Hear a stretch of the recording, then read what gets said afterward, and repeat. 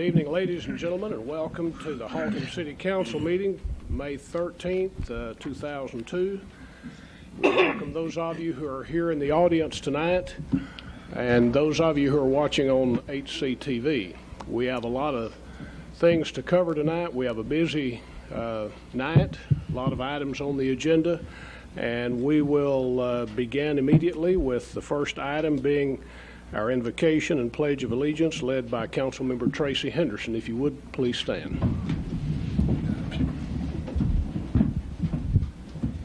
If you would, bow your head. Father, tonight I thank you for this day, and I thank you for the opportunity to serve the citizens of Haltom City. I pray that we have a good meeting and that we are fair to all concerned. In the Son's name, I pray. Amen. Amen. I'll pledge allegiance to the flag of the United States of America and to the republic for which it stands, one nation, under God, indivisible, with liberty and justice for all.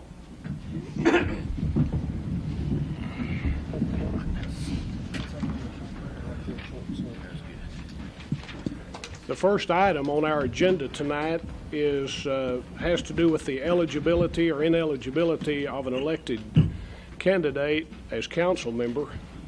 At this time, the council will leave open session here and will go into executive session, and the purpose of that is authorized under section 551.071, consultation with the attorney. There are some legal questions council has, and we will address those with the attorney at that time. As soon as we are finished with that, we will return to open session. There will be full discussion and regarding action that is to be taken. There will be no action taken in executive session. Any action taken will be here in open session. So the time is 7:34, and the council will meet at this time in executive session.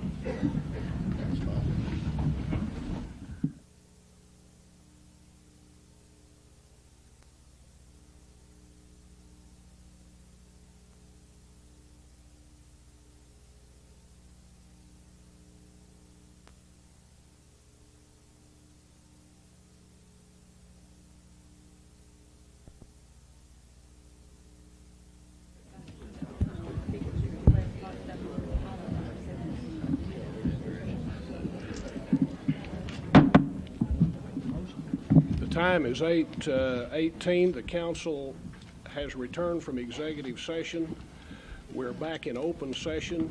We're ready now to address item number one, and I have asked our attorney, Mr. Olson, if he will, to introduce this subject, to tell us what is at issue and what the council specifically is being asked to do tonight. So, Mr. Olson. Thank you, Mayor.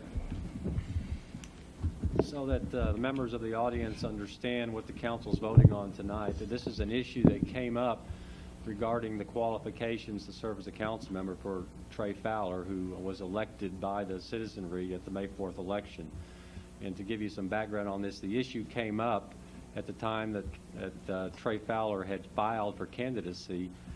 There's a question that came up because the city charter provides that to be qualified to serve on the city council, each council member shall not have any financial interest in any contract with the city or the sale of any equipment, materials, or other articles to the city.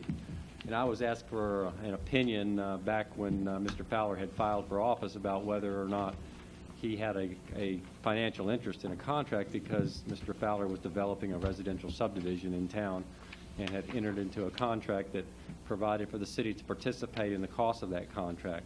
Specifically, Mr. Fowler was making some additional drainage improvements at the request of the city, and the city agreed to pay $30,000 to Mr. Fowler for those additional drainage improvements. And it was my opinion that that would be deemed to be a financial interest in a contract with the city for purposes of that charter provision. However, under state law, the city was not able to disqualify Mr. Fowler from running for office because he had the potential to possess all the qualifications after he was elected, if he was elected. And in consulting with the Secretary of State's office, they said it would be inappropriate to declare him ineligible as a candidate.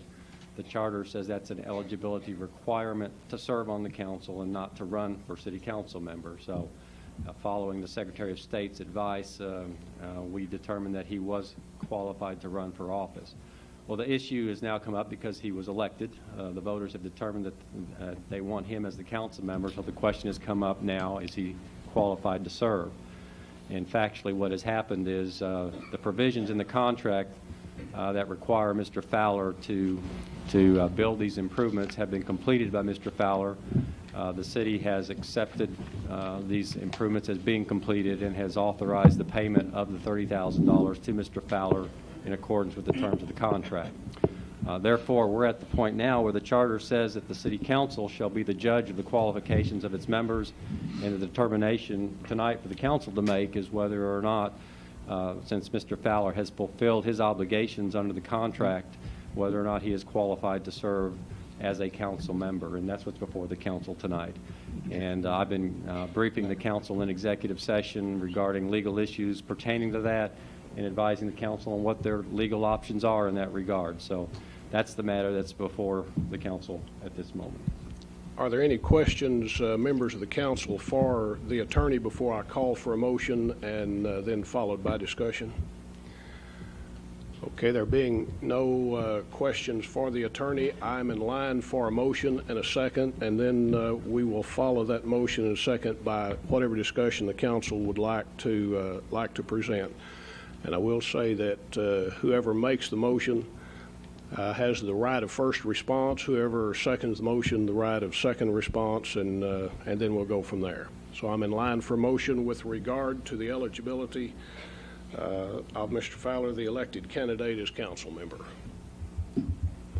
Councilmember Jennings. Question, Mr. Mayor, are you going to open the floor to public input, or are you going to do this after a motion and a second? After a motion and a second. Very good.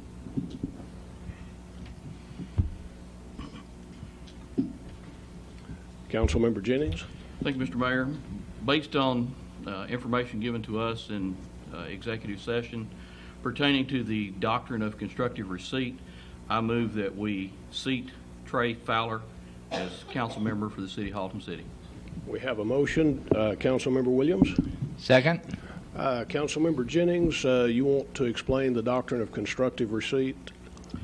I'd be more than happy to. I hate to steal the mayor's thunder.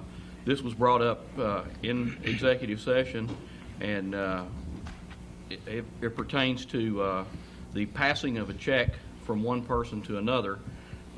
Basically what this doctrine states is that at the time all of the requirements for the contract are complete, then that person has an unrestricted right to payment of that check. Because they do not have the check in their hand does not prevent them from having this unrestricted right to possess the check. So at the point where the city engineer signed off, which was on May the 3rd, prior to the election, Mr. Fowler did meet the doctrine of constructive receipt, and based on that doctrine, he was eligible to be elected and was duly elected by the majority of the voters of the city of Haltom City. Mr. Olson, the explanation that Councilmember Jennings has given is correct. Is that correct? That's a sufficient explanation, yes. Okay. Any further discussion on the motion? Councilmember Markham. Thank you, Mayor. I have a few things I'd like to say, if I may, Mayor. I think this council tonight has been over backwards, I believe, to find the right solution to this. It's a very difficult decision, at least on my part. I take elections very seriously. We all should. I've known Trey Fowler for many, many years, and I consider him a friend. The city charter lays this squarely at the feet of this city council. It is difficult for our city attorney to give us some defined legal advice. the way I understand what he's saying. I do not feel real good that I really believe that I need to do what I think is right for the people. This is a situation where you're kind of darned if you do and you're darned if you don't. It's very difficult for me to make this decision. But I have to be honest with myself. I have to be honest with the people.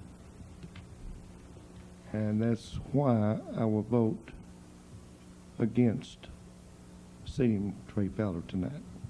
Thank you, Mayor. Any further discussion by members of the council regarding the motion on the floor?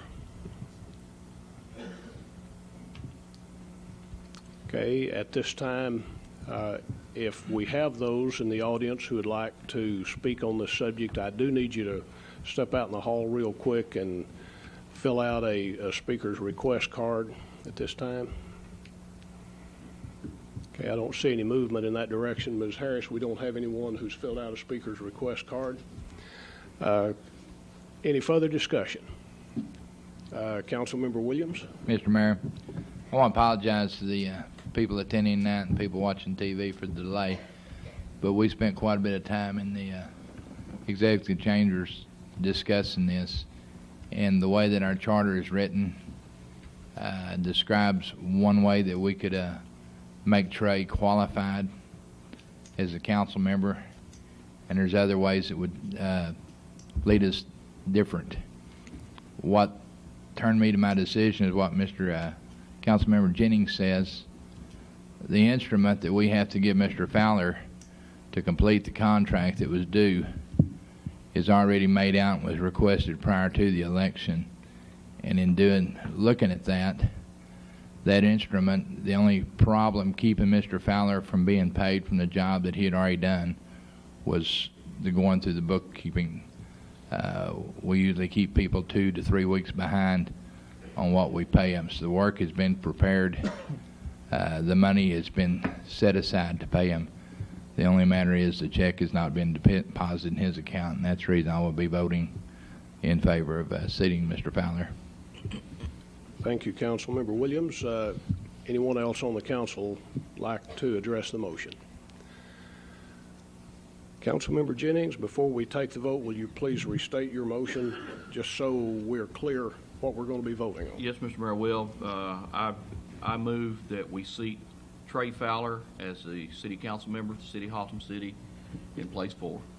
Okay, so the motion and the second is in favor of eligibility. That is correct. Okay.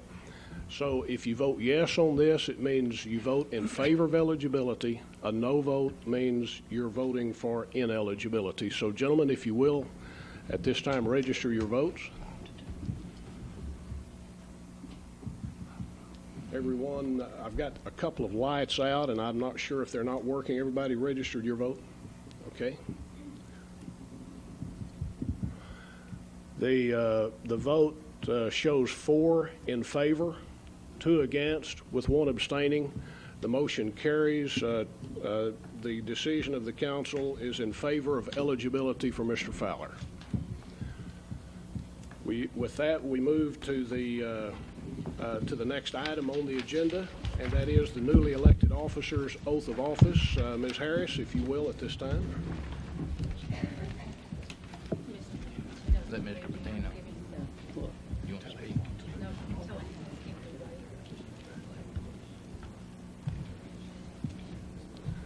Ms. Harris, do you want to administer the oath of office at this time?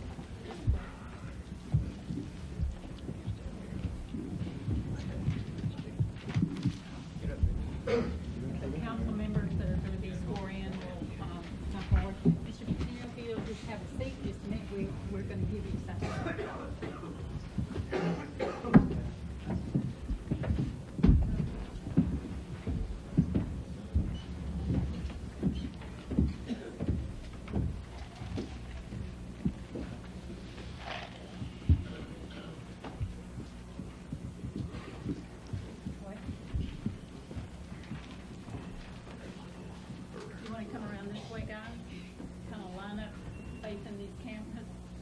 shoot at us that way.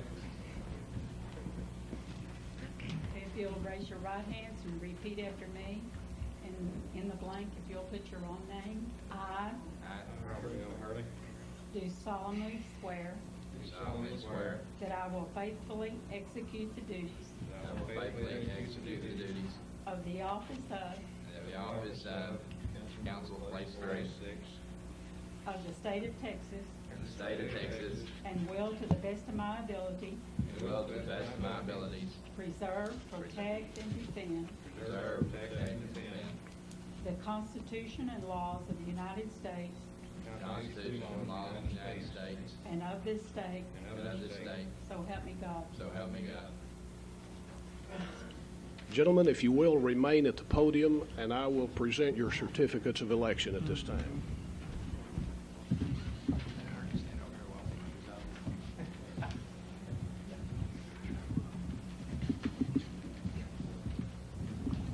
Councilmember Williams, your certificate of election. Thank you, Mayor. Councilmember Avery, your certificate of election. Thank you, Mayor. Councilmember Hurley, your certificate of election. Thank you, Mayor. And Councilmember Fowler, your certificate of election. You gentlemen would like to join us back on the platform, please?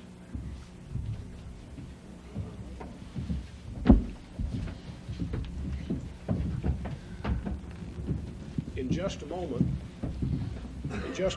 the newly elected and sworn-in members of the council will have an opportunity to make whatever comments they deem appropriate to the audience. But before we do that, Mr. Patino, would you please join me at the podium?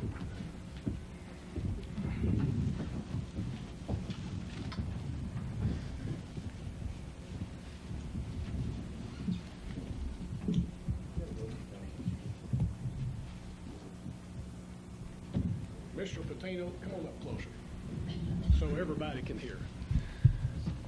Mr. Patino, it is my privilege to present to John C. Patino for his dedication and loyal service to the citizens of Haltom City as a council member in Place 4, the year 2000 through 2002. Thank you, Mr. Mayor.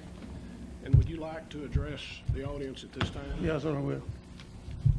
At this time, I want to thank all those that voted for me, that supported me.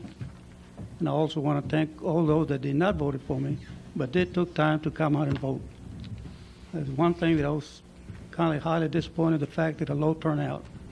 I think every one of us as citizens, we got an obligation to be part of our system. But maybe next time they'll come out and vote some more.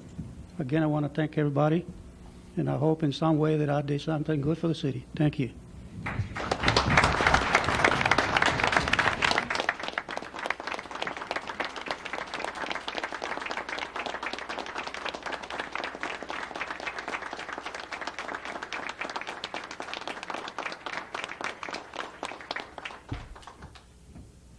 Mr. You know, Patino? I have something for you also. As you may know, Mr. Patino's wife was in the hospital recently, and Mr. Patino learned to cook. And so we want you to always have something that will Thank you. remind you of us and Yeah, take this that is with going to come in pretty handy. Since he knows how now, we want him to be properly dressed. Thank you. Thank you We very much. appreciate you. We move now to the presentations, and I want to thank those of you in the audience for your patience while we were in executive session. The matters we were discussing were very important, and they deserve the attention that was given as we struggled with the issue at hand. We are now ready for presentation, and it's our privilege tonight to welcome Mr. Alan Roberts, principal of Haltom High School.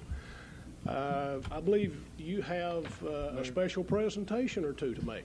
Yes, sir, we sure do. Councilmember Markham. Mayor Pro Tem. Okay, I'm sorry. Any council member responses? In my enthusiasm for what you're about to do, I jumped over one of the items on the agenda, but we want you to go ahead since you're there. Councilmember Hurley. That was, I'm sorry. Okay. That was a little bit too soon. please go ahead, and then we'll take care of the other item of business. But right now, we're here to listen to you. I don't mind waiting.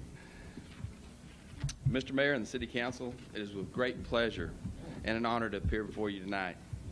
Last year, I stood before you to brag about the community and the high school and all the great things this community, Haltom City, does. And I also apologize to you for the oversight that the high school has had for many years concerning the wording on our diploma. I do want to tell you that our community and high school continue to do great things. I also want to say thank you for all the support that you've given our high school.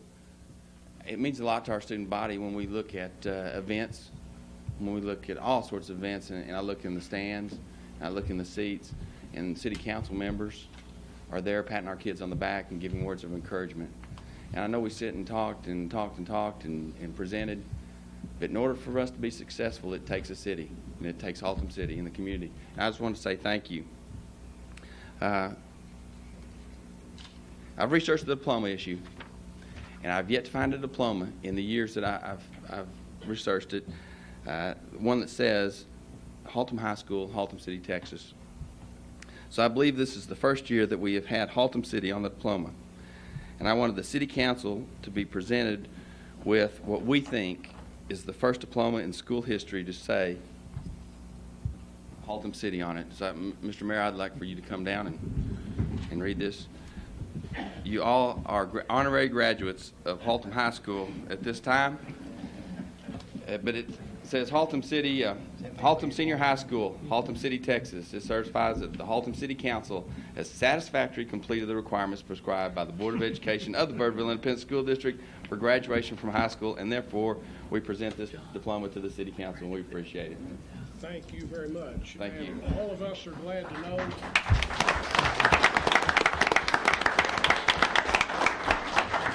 All of us are glad to know that our academic achievements have now been recognized, and we thank you for being such a good sport about Haltom Senior High School in Haltom City, Texas last year. Well, we're proud to display that, and it's like I said, it's quite an honor, and I enjoy working with us. We're very proud of Haltom High School, and we're very proud of your leadership at Haltom High School, and we're so glad you're the high school of choice in our community.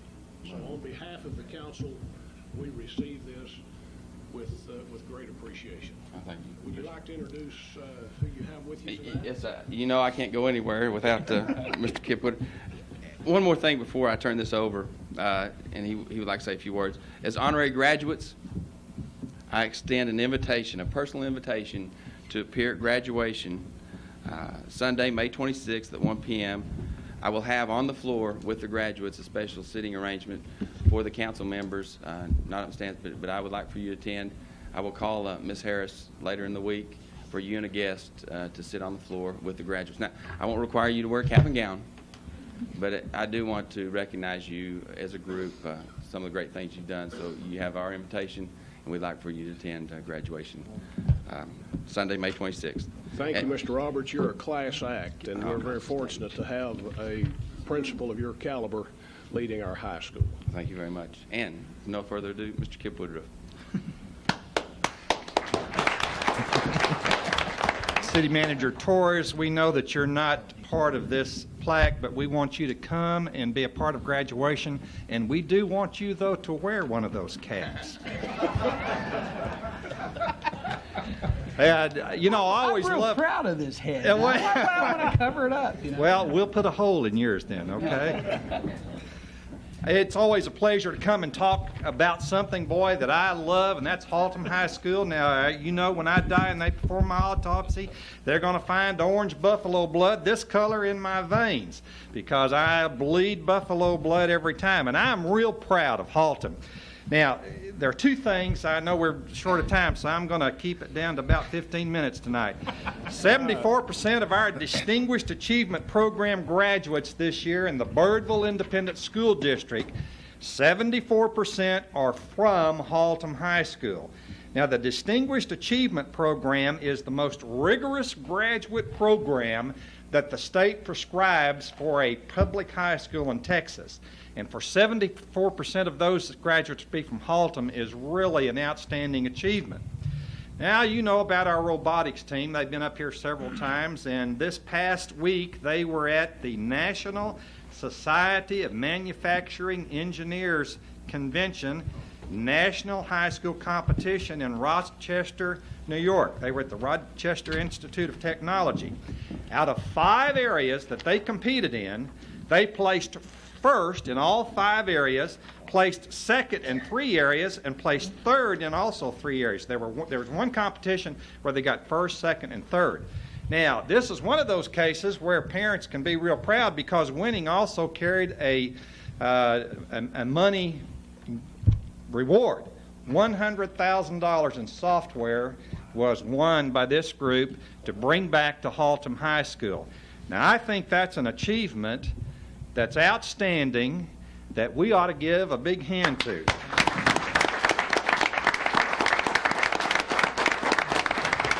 I will go back and tell the robotics team that you guys applauded real good for that, and I appreciate that. Now, the other thing that I like to brag about is Haltom City. Now, I tell people that a school district is only as good as the parental involvement. A high school is only as good as the involvement of the city in which it resides. And we have one of the greatest, most exciting relationships with Haltom City. And you guys need to know about it more because, I tell Dr. Griggs, I tell Mr. Roberts, you know what you're doing wrong. Because there are 20,000 people telling you what you're doing wrong. What you need to know, though, is what you're doing right, because very few people tell you about that. Haltom City does so many things right at Haltom High School, and you people who have the vision on this council for it, and Chief Hammett and others, City Manager Torres, whom I am very impressed with, who's been just very gracious and cordial in meeting with Mr. Roberts and other members of the district, you have done wonders for us at Haltom High School. And the area that I'm concerned with, being chairman of the Campus Security Committee, is Officer Bud Murphy, Student Resource Officer, which you graciously fund and provide to us. Officer Murphy has done a wonderful job. Best year I've ever seen for an officer, and I've worked with a bunch of them, and they've all been good, but Officer Murphy is enthusiastic, he has compassion, he has vision, and he has enthusiasm in working with the students. I think you have to have a vision. We talk about what police work used to be years ago. Well, you have an officer here that's doing it right now. I really appreciate what he's doing, and I just can't say enough that he and I have been involved with the city of Watauga on a couple of task forces and looking at, in cooperation with some activity that the 2 departments needed to be involved with. He's done some creative things on the last day of school and having a police presence on the campus. So you need to pat that kid on the back because he's doing real good. Now, in closing, I want to say I work with the Watauga City Council, I work with you, and I work with the Board of Trustees of Birdville Independent School District. I firmly believe that there has to be a certain degree of insanity for all of you to want to serve in this particular position. Now, knowing some of you personally, I can attest to that insanity. But I want to also say sincerely that Brother Williams, well, I guess you're one of them. But I want to say also I appreciate your vision, your dedication of every group that I work with. It takes people like you who have a vision of how government can work and how government can serve the people and how you can cooperate with our entity, which is our government entity, which is the school, for the betterment of our kids. Now, that's the only reason I'm here tonight, not for anything else, because I want the best education for my daughters. And I appreciate what you're doing. And if I can ever help you, you call me. And the last thing I want to say is, go Buffalo!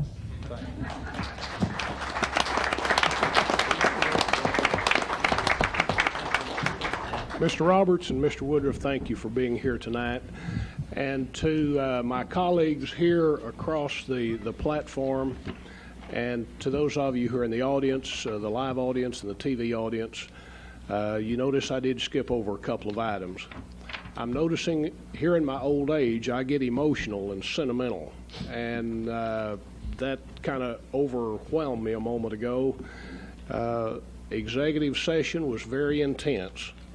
and because the members of this council take these issues very seriously, and then to see new members who have been elected, sworn in, touches me deeply. And in the midst of all of that, knowing we have a very busy agenda, I skipped over a couple of things that are very important, and we want to back up now and address those. The first have to do with comments from the newly elected and sworn-in officers of here on the council, and we'll start with Councilmember Williams. I know that Kip got into my 15 minutes, so I'm going to take part of his. He's our Zig Ziglar of Haltom City, if y'all need to figure out who he is. First of all, I want to tell you everybody how grateful I am y'all have entrusted me with a third term as city councilman. About 5 years ago, I was watching cable TV, and I couldn't tell you where to pay the water bill at down there. My wife always took care of that.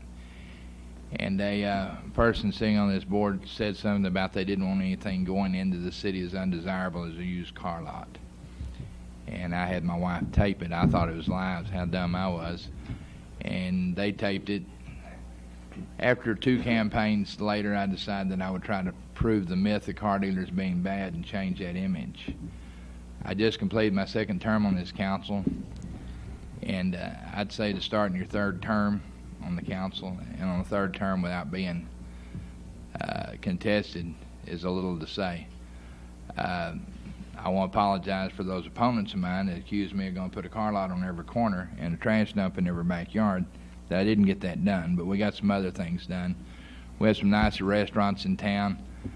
We've got some new fast food stores coming. We've got 2 new banks in that we didn't have. And things are really looking good for Haltom City.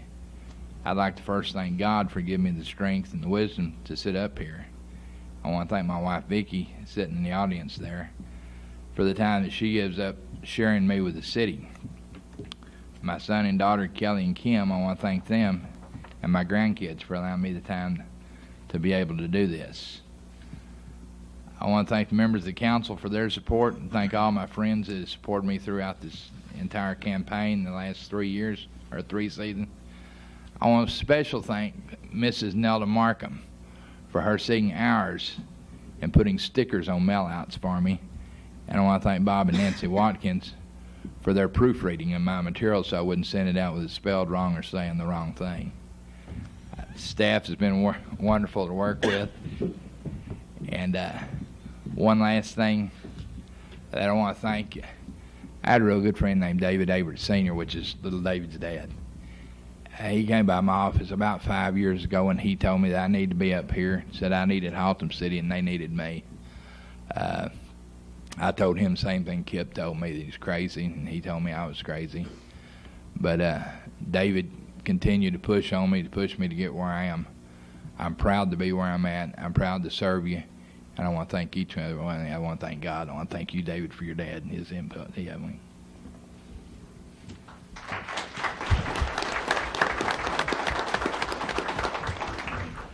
Councilmember Fowler. Thank you, Mr. Mayor. I'd like to thank, first of all, Mr. John Patino.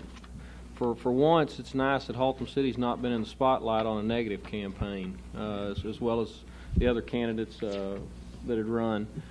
It's great that North Richland Hills and some of our other communities had some of the problems that we've experienced in the past, and I want to thank him for being a great public servant that for the last 2 terms he's been on the council, and for the effort that he put forth in a campaign to run it clean and positively.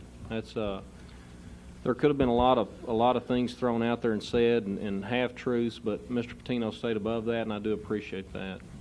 I'd like to thank the people that volunteered to help me, and also the 396 people that believed enough in me to vote for me. Also, I'd like to take a moment to thank those, as Mr. Patino had mentioned, that came out and supported him.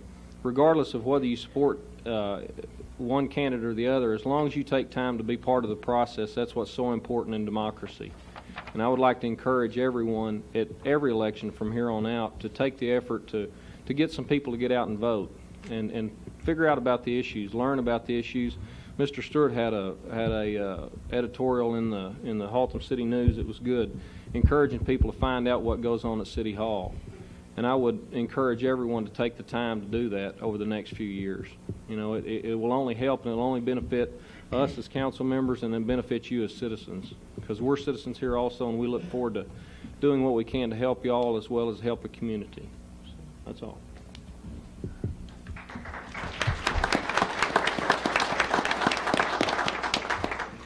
Councilmember Averett. Thank you, Mayor. I'd first like to begin by thanking my wife. She and I have been married for less than a year now. I want to thank her for her willingness to share me with the community. Secondly, I'd like to thank everyone who helped me. Without their support, none of this would have been possible.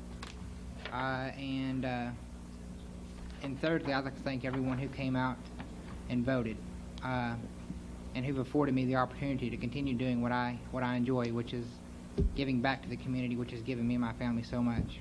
Thank you.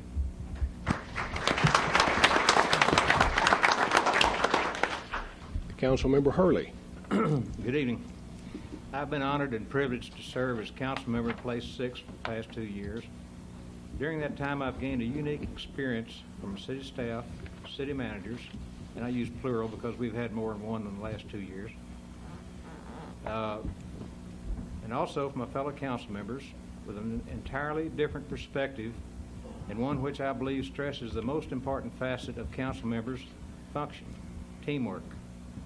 The will of the Haltom City voters was clearly expressed with the passage of the entire bond package in November of 2001. The improvements that will be brought about by the bond passage, coupled with the innovative professional management and supported and reinforced by a progressive-minded city council that centers on teamwork, definitely makes Haltom City the place, and now is the time for progress. I'd like to thank all those who have supported me during this past 2 years and during the election. I appreciate your help and support. I look forward to serving another 2 years as council member, if only to be a small part of the development and progress Haltom City will make. Thank you.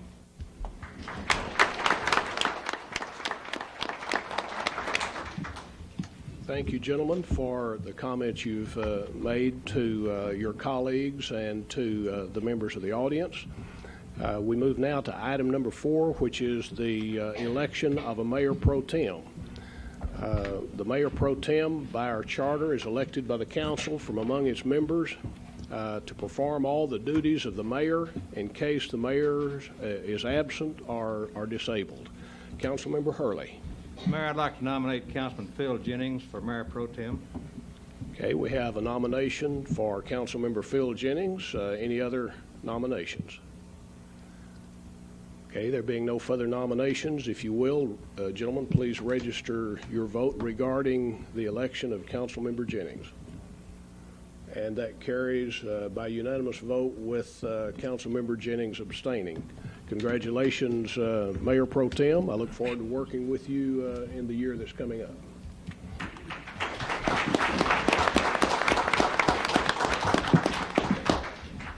We have 4 more presentations to make, and we have a wild gavel up here that is acting all on its own. Following these 4 presentations that will be made, we will be taking a break, a 10-minute break. I know some of you probably would like to leave and go on to other things. You're certainly welcome to stay. It looks like we may be here till midnight, and you're certainly welcome to stay if you'd like to.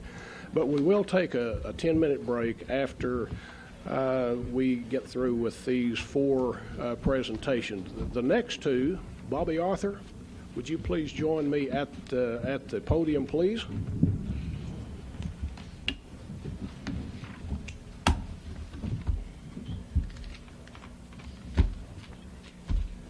Bobby, tell these good people who you are and what you do here in Haltom City that's so important to the quality of life in Haltom City.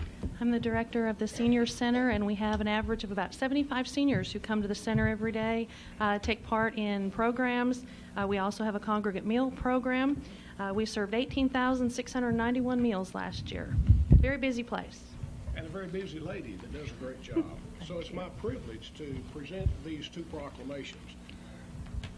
whereas the freedoms and security our nation now enjoys can be attributed to the service, hard work, and sacrifice of older Americans, and whereas older Americans continue making significant contributions to our communities, workplaces, and homes by giving freely of themselves and by sharing their wisdom and experience through civic leadership and mentoring, and whereas the older Americans of tomorrow will be more socially, ethnically, and economically diverse than in any past generation, which will impact upon our nation's ideas of work, retirement, and leisure, as well as alter our housing and living arrangements, challenge our health care system, and reshape our economy, and whereas the opportunities and challenges that await our nation require our nation to continue to commit to the goal of ensuring that older Americans enjoy active, productive, and healthy lives, and do so independently, safely, and with dignity.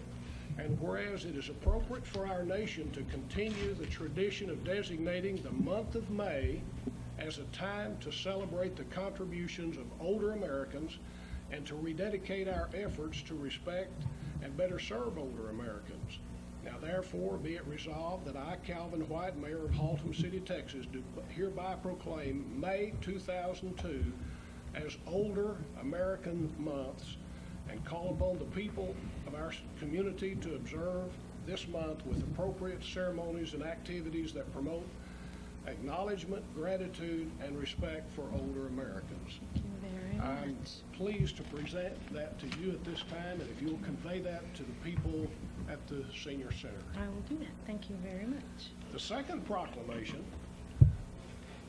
whereas this year, 2002, marks the 29th anniversary of the Haltom City Senior Center, and whereas observance of this occasion provides the opportunity to extend the appreciation our community feels for the many valuable contributions made by our Senior Center in our city, and whereas the Senior Citizen Center has served as a partner in progress and has provided valuable service to the entire community, and whereas senior centers offer valuable services to the community in providing our senior citizens the benefits of good fellowship, encouragement, and support, the opportunity to help themselves and each other, and whereas communities across the country are giving special recognition to the role of senior citizens, now therefore I, Calvin White, Mayor of the City of Haltom City, on behalf of the Council, do hereby deem it an honor and a pleasure to extend sincere congratulations on the occasion of the 29th anniversary of the Senior Center. Thank you very much. Would you like to?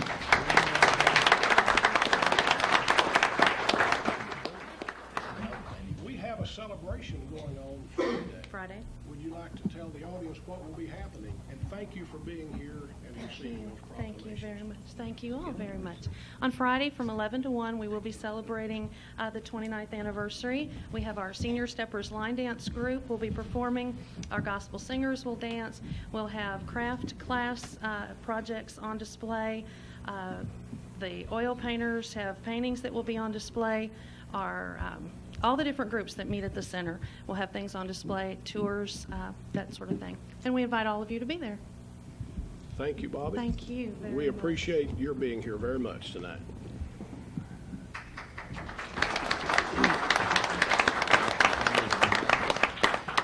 Councilmember Jennings, I believe you have a special recognition award to present at this time. If you'll go to the podium, please. Do I?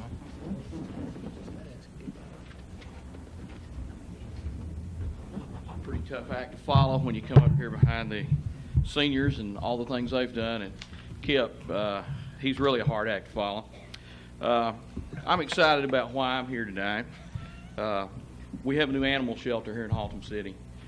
And contrary to what you've read in the Haltom City News or the periodical that comes out weekly, it is open for business. They're open every day from 1 to 6, Monday through Saturday. And there is someone there during those times to help you with any problems that you have regarding animals. We have a fine adoption facility there, and we'd love to see you down there just to look. I'm here tonight to recognize Dr. Jimmy Gill. Is he in the audience here tonight? There he is. Dr. Gill, could you come down, please? How are you doing? Dr. Gill is a veterinarian here in Haltom City. He's been on the city council, and he's been an asset to this community for as long as I can remember. Probably the first time I met Dr. Gill, we took my sheepdog down to Dr. Gill, and I was very young at the time. My hair was brown. Dr. Gill's very young too, but he takes great care of animals, and he legitimately cares for animals, and he's been an asset to the city of Haltom City. And the Animal Advisory Board would like to recognize Dr. Gill for 15 years of service. He's provided special assistance to the city's animal control officers. In the normal course of business, the animal control officers encounter situations which require the skills of a veterinarian. These situations include the diagnosis and treatment of injured or ill animals, care and handling of wild or exotic animals, the administration of prescription medications and vaccinations, and the preparation of rabies suspected specimens. Dr. Gill has generously provided the majority of this service and assistance to the city at no cost to the citizens of Haltom City. It is for these reasons that the Animal Shelter Advisory Board and the staff has decided to extend this token of our sincere appreciation to Dr. Jimmy Gill. Dr. Gill, I'd like to award this to you on behalf of the Animal Advisory Board and the City Council of Haltom City. Thank you. Thank you.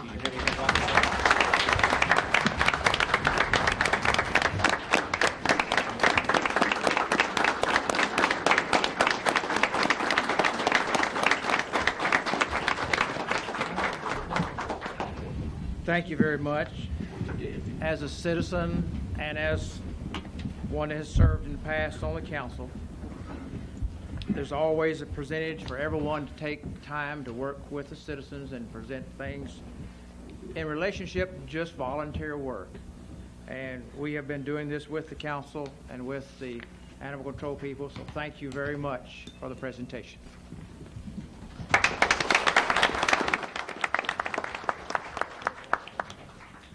Moving on to the next item on the agenda, the Haltom City Photo Contest. Our Public Information Coordinator, Fran Burns, has some presentations to make at this time. Yes, I do. Thank you very much. I'm here tonight to present certificates and awards to winners of the annual Haltom City Photo Contest.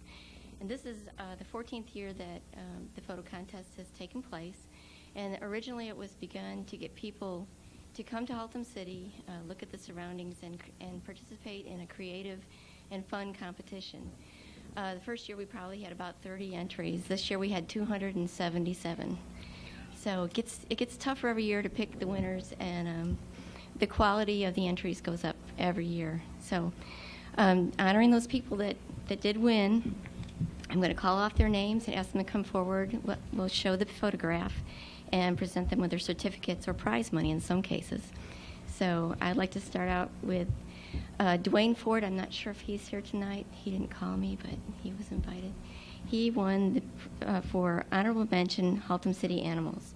So I'm going to set his things aside. Kathy Zaragoza was here earlier. She had to leave, but she had honorable mention for Haltom City People. Next, we have Christy Hurlbert for Haltom City Scenes, honorable mention.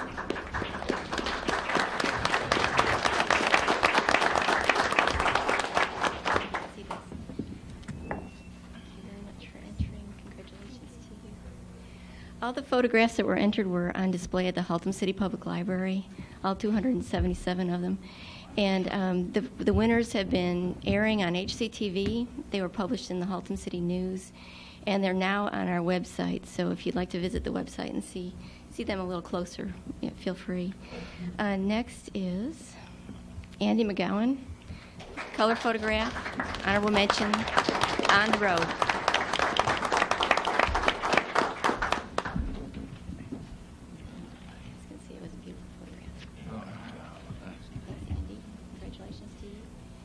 Andy, where was that? Sedona, Arizona. Andy, I believe, is a student at Trinity High School, and I believe that Christy is as well. And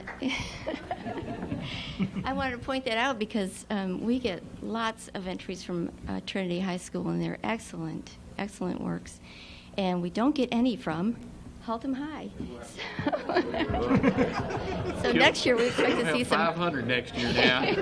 Fran, I have a diploma from there. I'd like a little respect. 2 diplomas. The next photograph is by Brian Wills of Euless.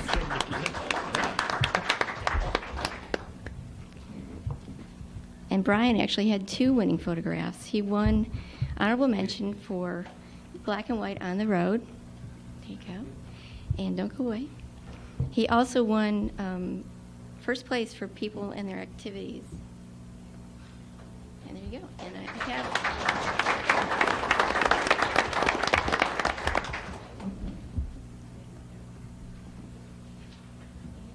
That's a good one. It comes with money. 2 certificates for you and $75 prize money. Thank you. Another student from Trinity. Okay. Marla Muncie, are you here this evening? Yes, good.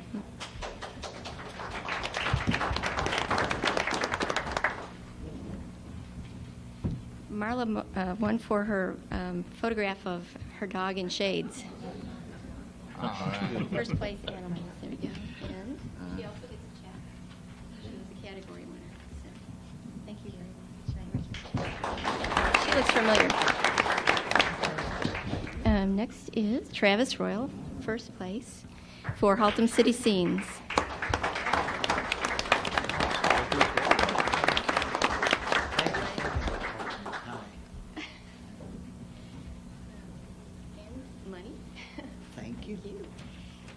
Travis is a habitual winner. We're going to have to make him a judge next year so we can disqualify him, give somebody else a chance. Next, first place, Black and White on the Road, is Rick Rhodes.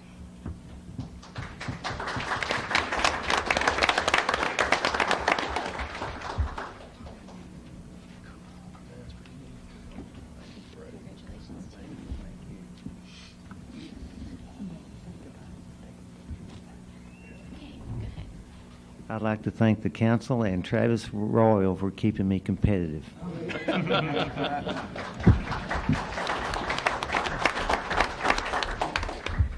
Alina Cole, are you here? Yes, she is. She won for first place color photograph on the road.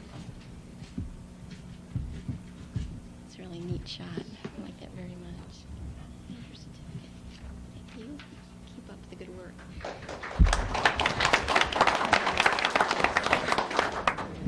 We added a category this year. We were looking for a proud and progressive photo. Actually, this one looks more like Haltom City Hometown. And it was taken by Meredith Anthony. And we'll be using this on some of our publications this year. It's a real cute picture of kind of a rare scene here in Haltom City, a fellow with a snow family. So thank you very much. Let me give you your certificate.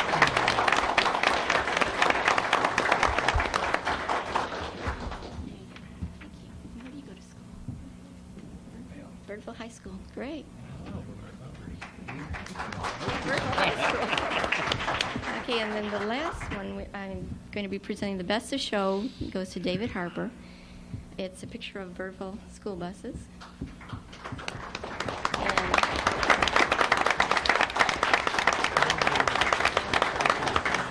certificate and our purchase award. What am I doing? I get to keep this. We get to keep the photograph, and it will be put on permanent display in the hallway here at City Hall. Can you say anything? Well, Haltom might not have had a entry, but your buses are in there. That's where some of our tax dollars are going. Anyway, thank you very much. Good.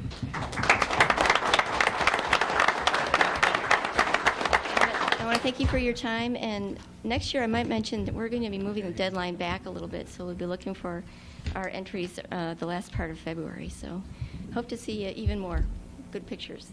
Thanks. Thank you, Ms. Byrd. I had an opportunity to be at the library and look at all those pictures, and I sure was glad I wasn't one of the judges. There were some tremendous pictures, so our congratulations to all the winners, and let's give all of them one more round of applause. Thank you.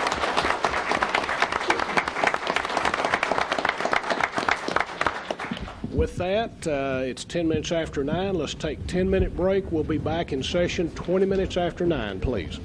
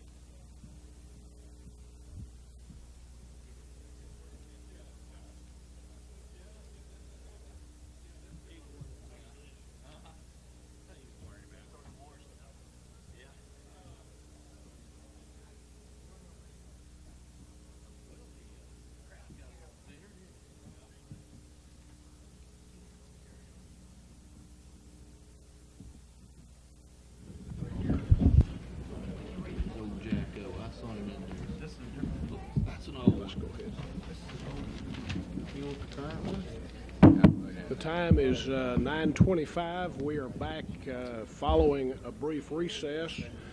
We're back in open session. We're now ready to move to the consent agenda. If you are keeping score, I would encourage you to be aware that we're adding item number 26, we're adding item number 24, and we're adding number 26A to the consent agenda. We are pulling off items number 17 and 18. So be aware that this is the consent agenda. What this means to those of you who are in the audience is that these items are considered to be self-explanatory, and they'll be enacted by the council with one motion. And approval of the consent agenda authorizes the city manager to implement each item in accordance with staff and board recommendation. Councilmember Fowler. Mr. Mayor, were you also going to pull item number 20 since it was a variance on sidewalks? Is that correct? Item number 20? I believe so. Okay, let my statement a moment ago show item number 20 to be added to that list as well. Councilmember Avery. Mayor, I make a motion we approve the consent agenda with the addition of items number 24, 26, and 26A. And number 20. Those are being pulled, right? Number 20 and number 18 and 17 being pulled. Is that correct? Mm-hmm. Okay. 26, 24, 26A, and 20 being added. No, with 20 is already on there. 20 is going to be pulled, actually. 20 is being pulled. 20, 18, and 17. Okay. Okay. We have a motion. Do I have a second? Councilmember Henderson? That's for a second, Mayor. We have a motion and a second. Gentlemen, if you will, register your vote. And it carries by a unanimous vote. We come now to item number 17. Mr. Pliska, I believe 17 and 18 are somewhat related. Thank you, Mayor. Let me introduce item number 17, and then I'll ask for the applicant to step forward. Item number 17 is P026-01, consideration and/or action regarding the application of Mr. John Avanzini for the final plat of lots 1 through 10, Block 1, Fred White Edition, being a plat of tracts 19J, 19K, 19K1A of the G Acres Survey, Abstract 30, containing approximately 3.95 acres of land located on the west side of Weaver Street in the 2500 to 2600 block of Weaver Street. The applicant is final platting this property in order to develop the site and to meet the city's subdivision ordinance requirements. As stated previously, the site is on the west side of Weaver and contains approximately 3.95 acres of land. The property is currently zoned PD M2, Planned Development Industrial District. We have, we have contacted all the utility companies concerning this plat. I give for you the existing utility locations, the water and the sanitary sewer along Weaver. Access to the site will be from Weaver Street and a private access easement known as Sassy Lane to serve the site. Fire lanes are provided through the plat process. Fire protection will be addressed at the site plan submittal stage. This property does appear to be in a designated floodplain. It referenced the FEMA map panel number 311. There have been some drainage concerns on the property. Salona Heights addition abuts the property to the west. Many residents of the subdivision have expressed concerns about development in the area.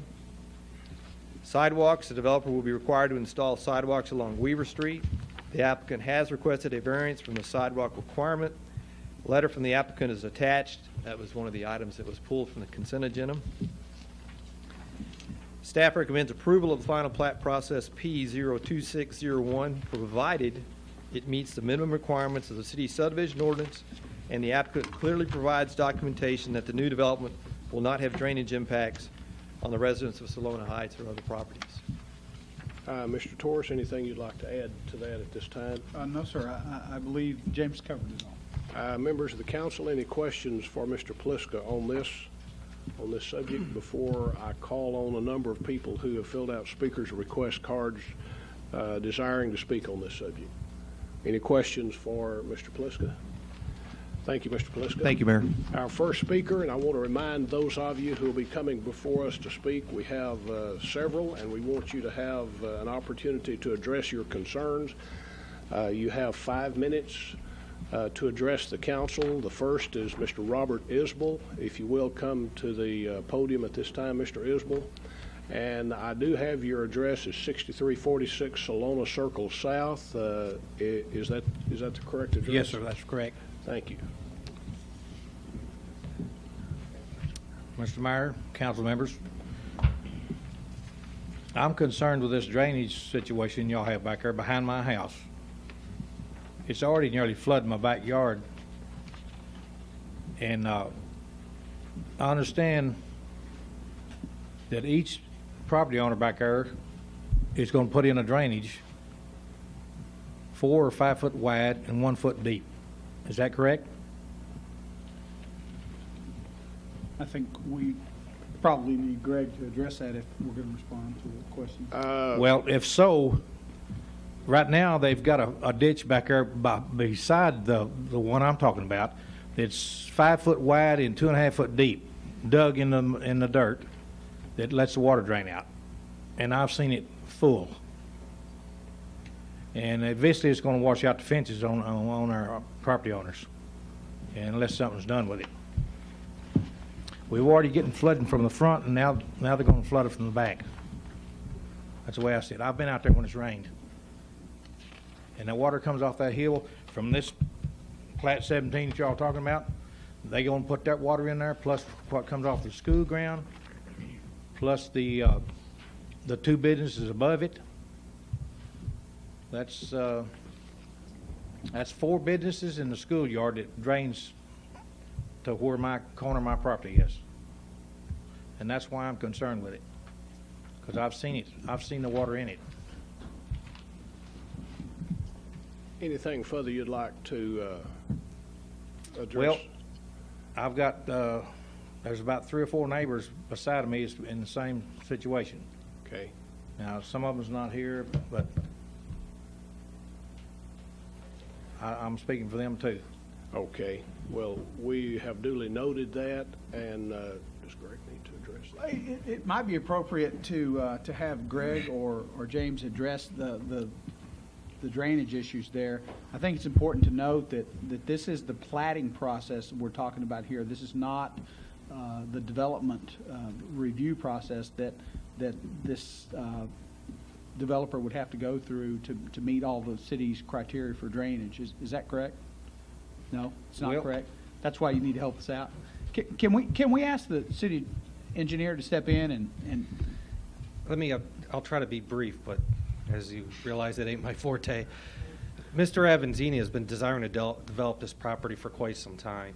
This whole area is problematic, as the Salona Circle residents are fully aware of. In order to allow orderly development and at the same time minimize or reduce the impact of the off-site drainage onto the Salona area residents, Haltom City entered into an agreement with a third-party engineering firm.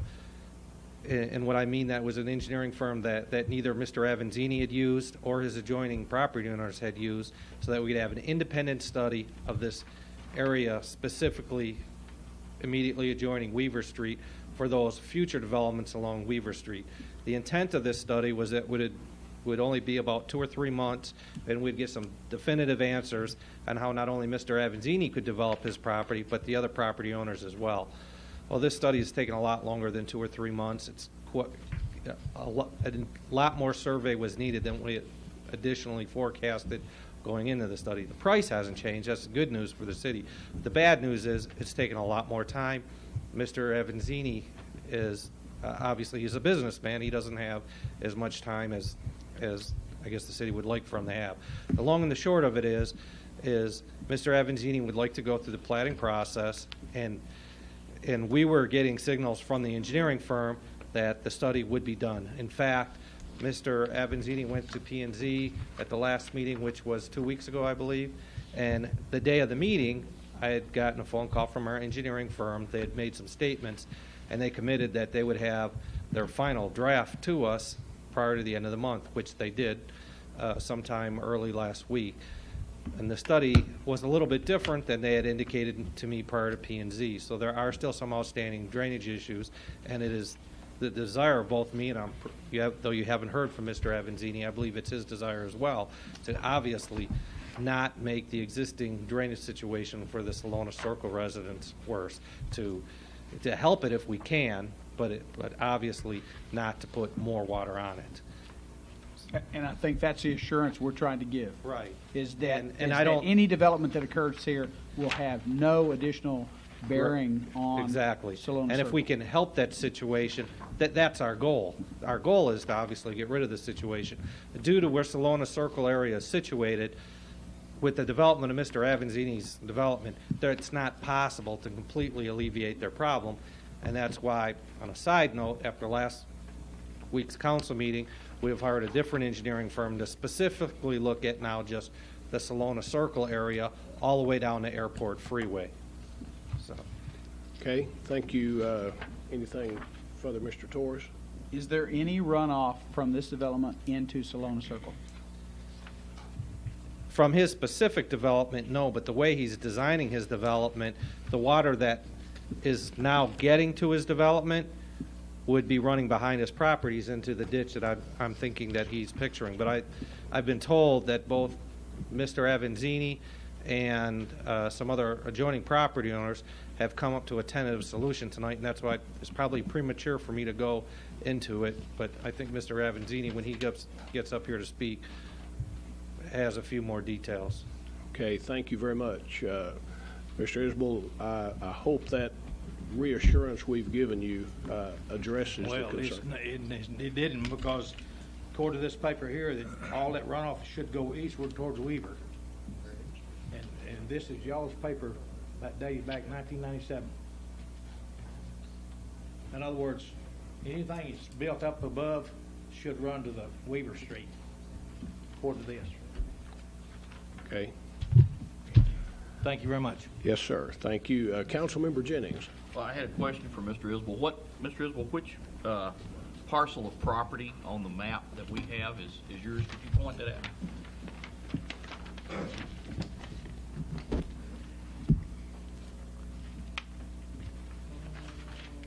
This is right here, I think. 14. Yes. 14. Okay. Thank you. That's what I was looking for. Thank you very much. Our next speaker, Ms. Patsy Greenwood. Ms. Greenwood, I have your address as 6338 Salona South. Is that correct? Thank you.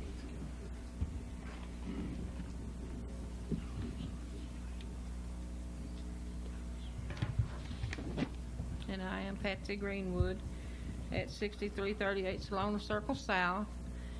And I'm wanting to know if this development comes about. My property is If Mr. Isabel's is 14, mine is 16, because there's one house between he and I.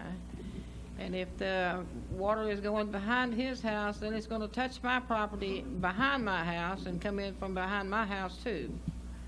And a lot of that water that probably you might think would go behind there was going to come in the front of it, and my house will be the first house to get water in it because it is in the circle.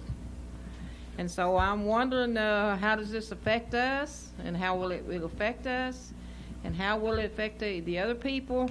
And I would like for, Mr. Mayor, you to contact this lady. She came tonight. She has cancer.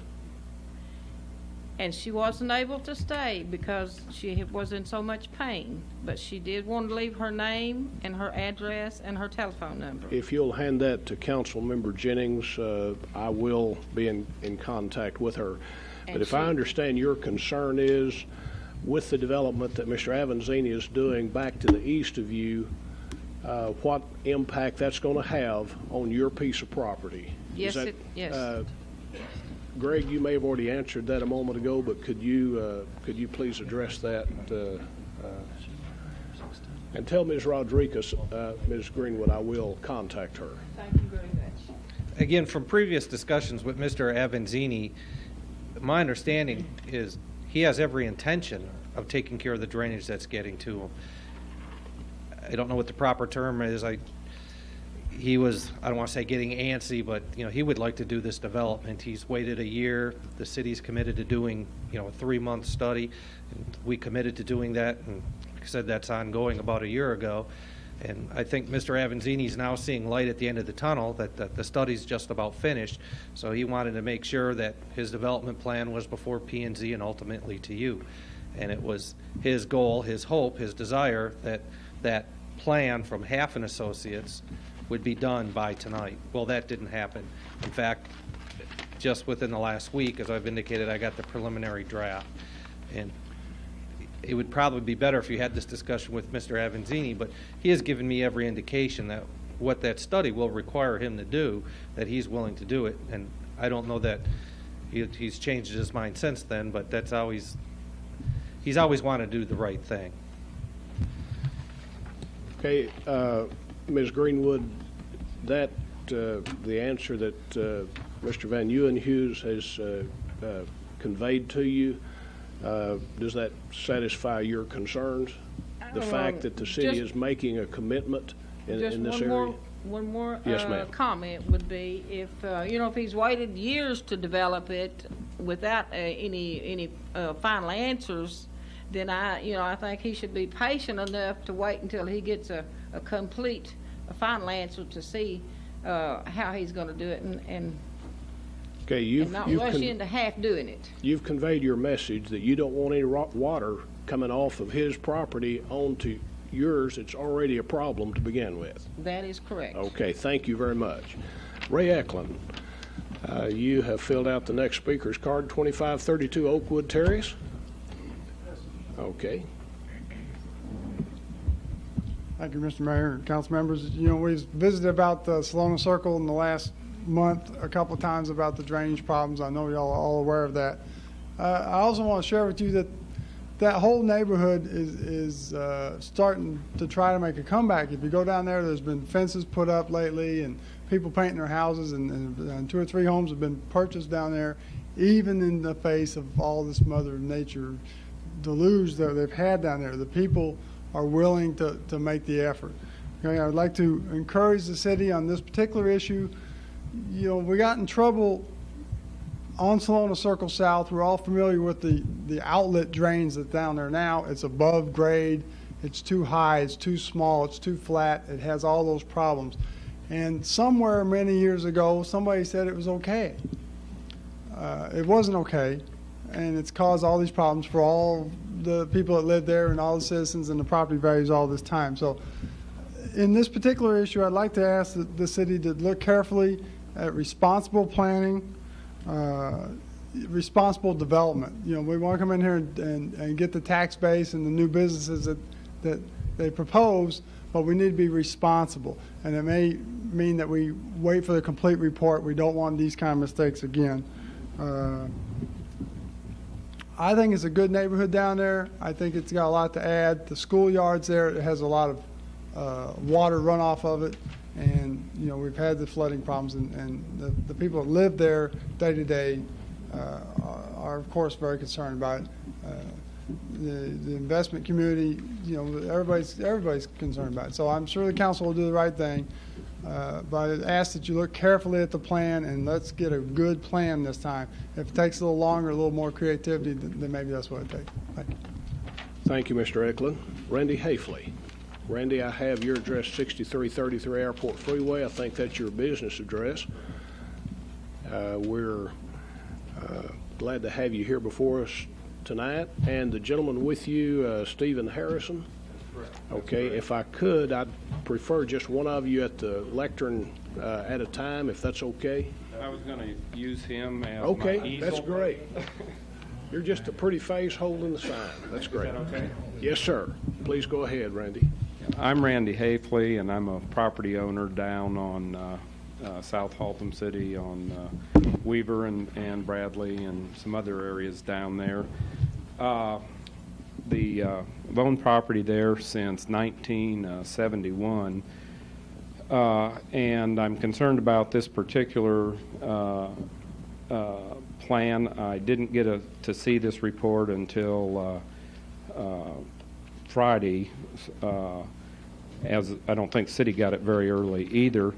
But I wanted to explain the issues to the council people and how this situation has occurred over the years.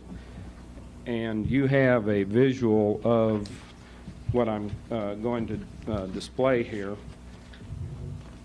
But you've got a 37-acre water runoff area up here that is up in the school yard, crosses McCullough, picks up the pipe supply place, Avanzini's property, Chisholm's property, our property. This is the Salona neighborhoods here.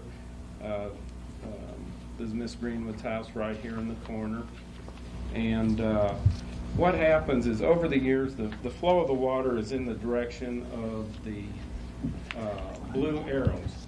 And when we put in our development starting in 1972, we contained all of our water on our properties and took it in concrete flumes out to the street. In approximately 1996 or 1997, the property owner to the north, David Chisholm, asked if he could share in that, and we made an agreement with the city's help. Greg helped us and worked out a deal with an engineering firm that basically said, look, you can tear out our concrete flume and you can add on to it and put in a new, bigger flume. But the basis of a bunch of that was that as future development occurred up this hill, the water would be intercepted and turned to Weaver. And this particular development, as I understand that it's planned right now, isn't taking it to Weaver. It's in effect taking and stacking up the dirt, and it is draining Mr. Avanzini's property to Weaver. That is correct. So it's removing 4 acres, but it's trapping the other 33, and it's going to put it right down behind Mr. Avanzini, behind Chisholm, onto me. My flume is not designed. I never signed up to agree to anything like that. But, you know, I've got concrete buildings down there. They will take that water, but it's going right into this gentleman's backyard. It's going to hit there. It's going to flood all over the place. It's going into Salona Circle, and they can't handle the water that they've got that falls straight out of the sky, let alone 33 more acres draining down there. Now, what I'm here to say that I would like to ask that you consider, there's another way out of this, and what that is Greg designed a storm sewer that comes up from Midway, up Weaver Street, stops at the intersection of the Chisholm and our properties. It's pretty low in grade. Shooting some grades out there, I believe that the city could connect into the backside of that storm drain below grade extend up across the corner of Chisholm's property, take an area drain clear over. Mr. Abazzini has indicated that he would be interested in exploring this idea. Take a drainage pipe completely over to the intersection of the school property and his property in that vicinity, put in a box culvert, and intercept a bunch of that hillside water coming down. That costs some dollars, but we have economic development dollars, as I understand it, in this community for just that type of endeavor. And it's a win-win situation. You free up future industrial tax base up here, and you help relieve Salona Circle by not putting any additional water on it. So I'm sympathetic. Mr. Avanzini, I've met with him.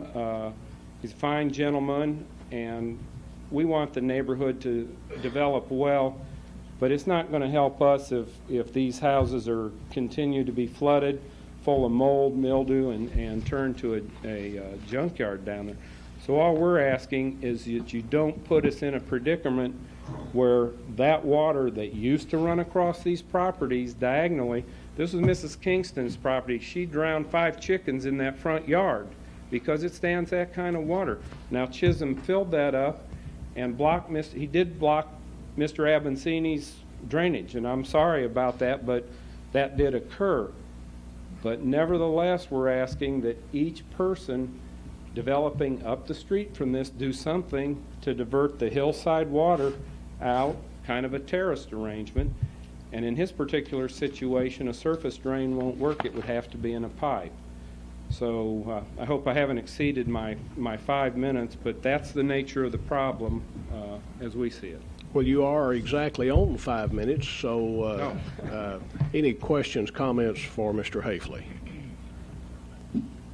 Councilmember Williams? I got a question, Mr. Hafley. The water, the 2 arrows at the very top left-hand corner of the picture, that's coming from a schoolyard? That's a schoolyard. They put quite a bit of water in there.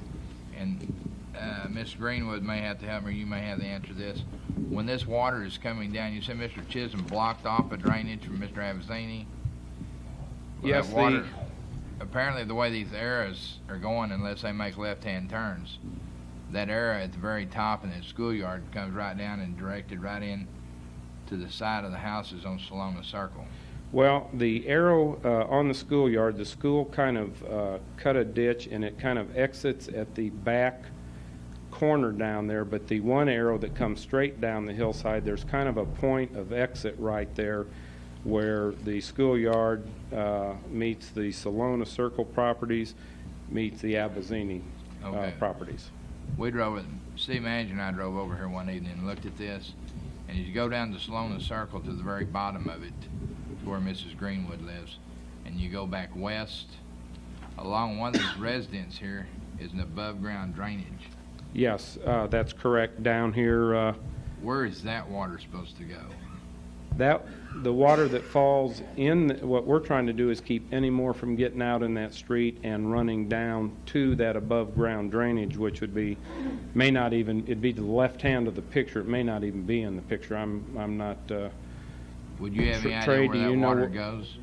It goes in a very flat, 5 feet wide concrete channel. Does it go back west of there toward Carson? No, it goes towards Airport Freeway. South?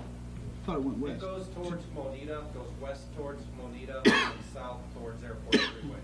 When we studied this in 1990, when the flood issue first came up, I was told that that was too flat to drain the subdivision well, that the subdivision had just been built too low in the ground when it was built many years ago.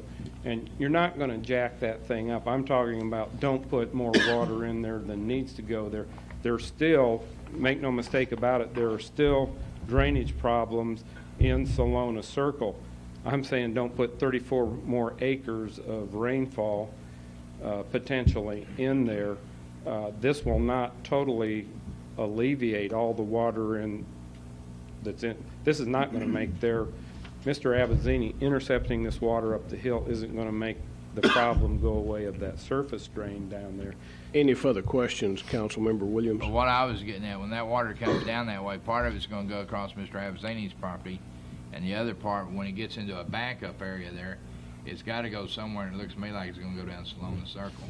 It's going to spill across first Mr. Isabel's yard, and then the neighbor between Mr. Isabel and Miss Greenwood, and yes, it's headed for Salona Circle. That's where it's going. Okay. For that cul-de-sac. Take the upper left-hand corner out of the picture. Take the school out of the picture. If that wasn't there, would there be a drainage problem with Avezani, Chisholm, and Randall's property?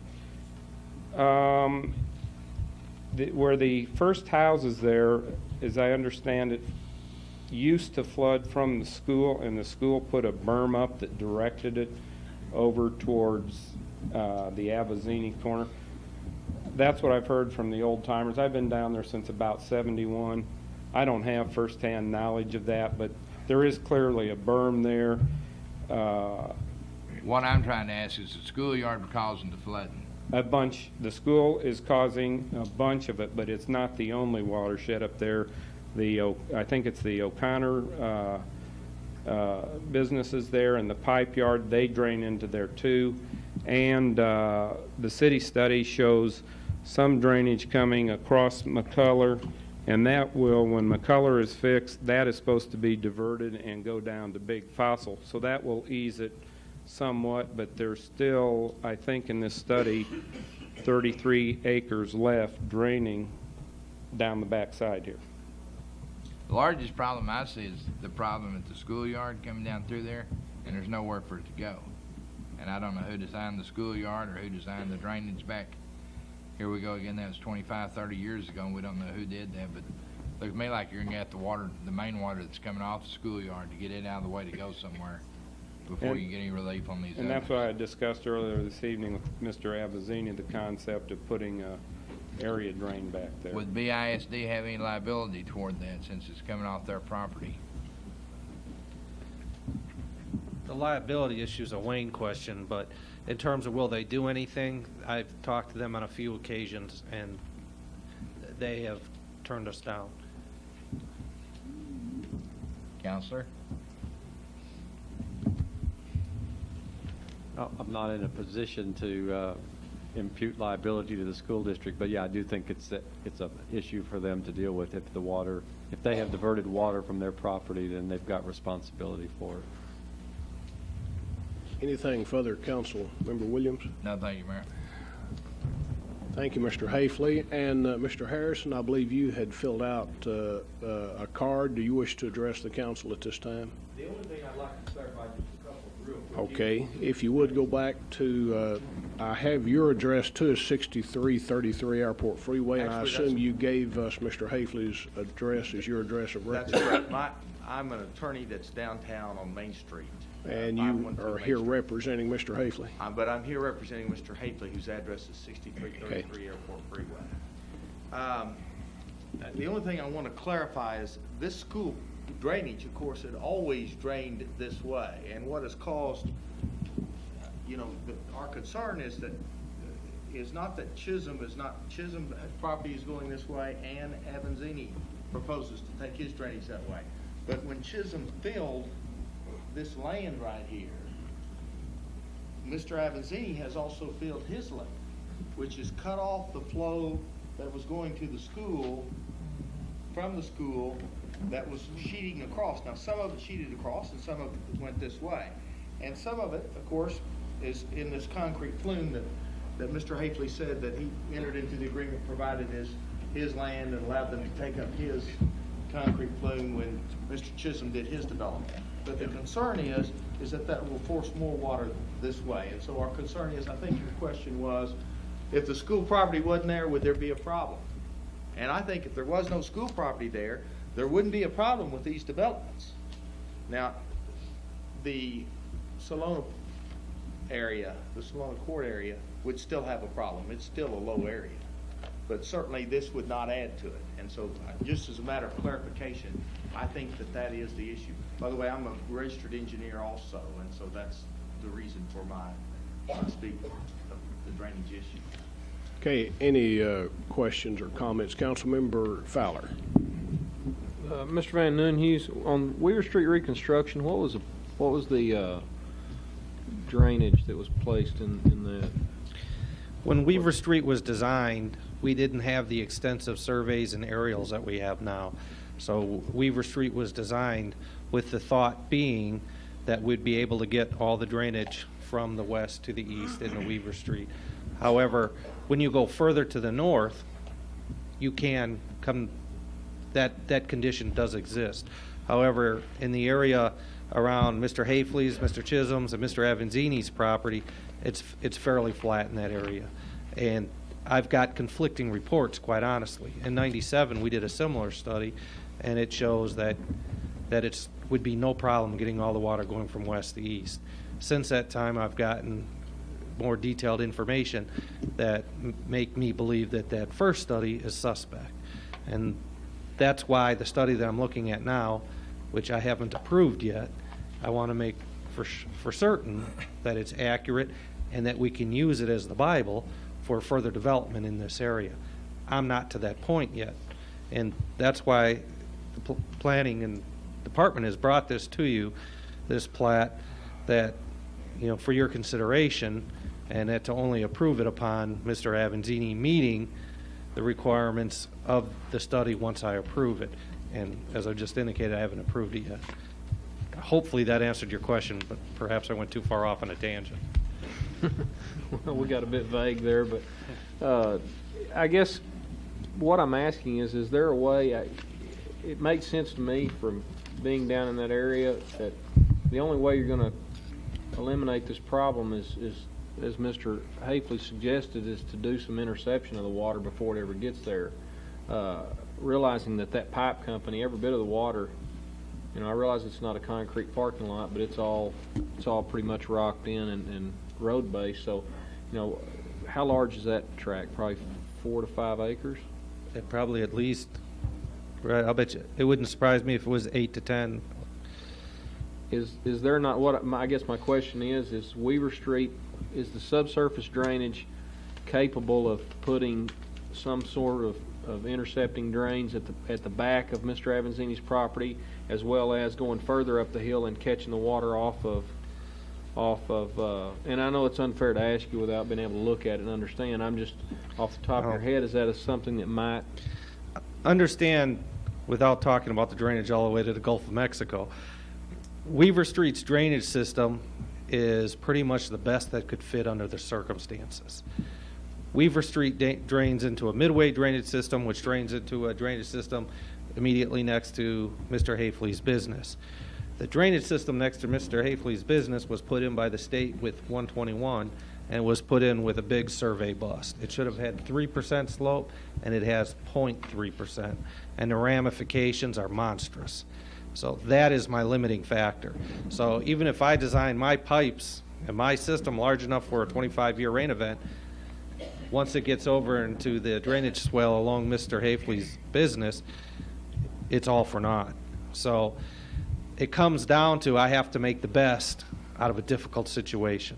And that's why I don't know that with this project here, I don't think I'm going to be able to 100% get rid of the Salona area circles problem. But I can at least make it better than what it is and certainly not make it any worse. And then with the additional study that the engineering firm of Teagnall & Perkins is doing, it's my goal to have numbers for the council so that we can get rid of their problem, let you see what the numbers are for the upcoming budget, so we can get rid of that problem once and for all, or at least get it up to today's drainage design standards. A couple of things have come up through this entire discussion. One is about the school property. Why did they do this? You have to understand the school was built probably closer to 40, 50 years ago. Drainage wasn't the consideration it is today. It was fairly common as recently as in the 70s for a subdivision, Stanley Keller, for instance, to take street drainage and just stub it out onto private property and go on about your business. And I'm not saying that's correct, but that seems to be a fairly common practice in this area. So, but I'm full well aware of that, dealing with some of the problems that past administrations have dumped onto private property owners. Had the same situation myself. I'm just, you know, years ago on the council we had the opportunity of having a lot of flooding problems down south, and so much of it was due to 121, was due to the, the undersizing of Carson Street drainage, many factors. I just hope that we can get to a point. I know Mr. Avanzini, he's been very patient, and I don't want him to necessarily look like the bad guy to the Salona Street residents, because he has tried to do everything he could to work with the city as well as develop his property. And also, we have to understand that, we can't put any more water onto them. So, needless to say, I think it's important that we take a long look at this and really make a very smart judgment on a long-term solution. I don't want to jump to a conclusion and say, yes, go ahead and develop your property and create more problems further down the road. Right, and again, let me remind you, I think that's why the planning department wrote their agenda item like they did. They had anticipated receiving this report and probably my approval prior to having this meeting tonight, and that's why they've written it. The recommendation is making sure that Mr. Avanzini's property meets, that drainage report. However, unfortunately, I haven't been able to approve it, and in its current state, I can't approve it. I very briefly looked at it late this evening. Okay, anything further, Councilmember Fowler? No, sir. Mr. Torres, I believe you've sat here and listened to the conversations that have occurred back and forth, and you're ready to come forth with an administrative recommendation in regard to item number 17. Seems premature to me, Mayor, that any action be taken on this tonight, short of not having all the facts. All the issues that we've dealt with recently with Salona Circle and this City Council's commitment to address those problems. We've recently entered into the engineering agreement. It's going to be a few more months before we have any results back on that. Not knowing, not being able to promise the people in Salona Circle absolutely, without a doubt, that there will be no bearing additional water increase into that subdivision. I recommend that no action be taken on this item. Gentlemen, you've heard the recommendation of our city manager. Are you ready to take action on this subject? Councilmember Henderson. Thank you, Mayor. I move we table this item until we get some more information or studies. Okay, may I point out that item number 18 is corresponding to this, 18. include both items 17 and 18 Yes, sir. in tabling it? That is Okay, correct. we have a motion to table item number 17, 18. Councilmember Fowler.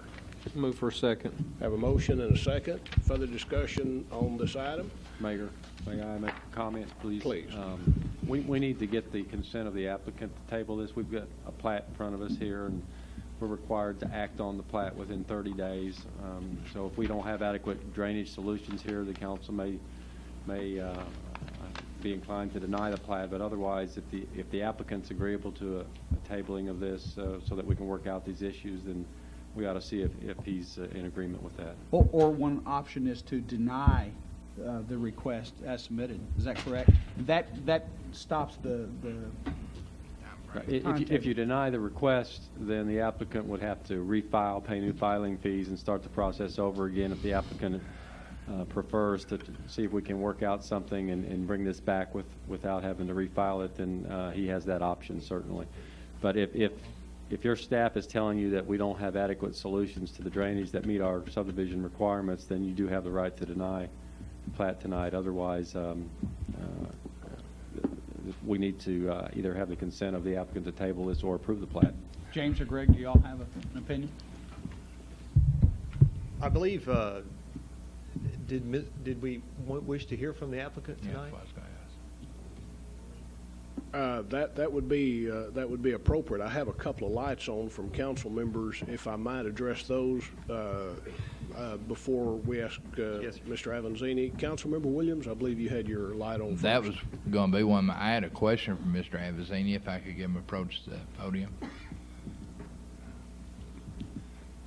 Mr. Avanzini, if you would give us your name and address for the record. My name is John Avanzini. My address is 9516 Watercrest Drive, Fort Worth. Okay. Councilmember Williams. My question, Mr. Avanzini, looking at this picture, I know it looks like the burden of all the drainage from the entire area there has been placed on you, and I want to make sure that you were afforded the right to speak. What kind of time frame are you looking on as far as your project that you have on this? Do you have something firm that you're working toward, or is this a spec project, or what exactly is it? We've got a plan development that we went through, and there's 10 different projects that we're going to build on. There 10 different buildings, and we've got it phased in 5 different phases, starting at the Weaver Street and moving back onto the property further. We originally started out, I'm going to take a minute and tell you a little bit about our project. We originally started out with half our water going to the back, half to the front with our design. Then with the houses back there, we took and put all of our water to the front. We don't want to cause anyone to flood, but I think at this point we've taken 10% of the water flow that's going through there and moved it to the front. We're not trying to cause, I think we're helping, and if that's not the case, if we're doing phases on this thing, if we start out and we do the front part of it and we move back, if they go another 2 months or 3 months and say this is the problem, if you would give us an easement down the center of your property for a water culvert, I would be willing to do that, some underground conduit for water. We'd be willing to do a lot of things to help the water problem there. We didn't make the problem, and we're the last person that's developing that area, and I think the rest of it does run to Weaver pretty easy. We've got a point where it doesn't. But we're willing to do that, but I'd like to not see us get stonewall and stop. We've been 1.5 years trying to do what's right, trying to follow the right avenues, and turning around and putting all of our water to the street, taking 10% of the problem away from that Salona way. So I think we've worked pretty diligently in making it better, not worse. And I would like to see us be able to go on with our plat and just have it where if we design and engineer a conduit that'll come through there, if we can get some economic development dollars for that from the city, we'd be glad to do that. But we just like to keep moving, and that's what I'd like to say on that. Councilmember Williams, any further? Yes, sir. My suggestion was going to be, I know he's probably got some money tied up in this project, and he won't get anything off his gain until he gets it going.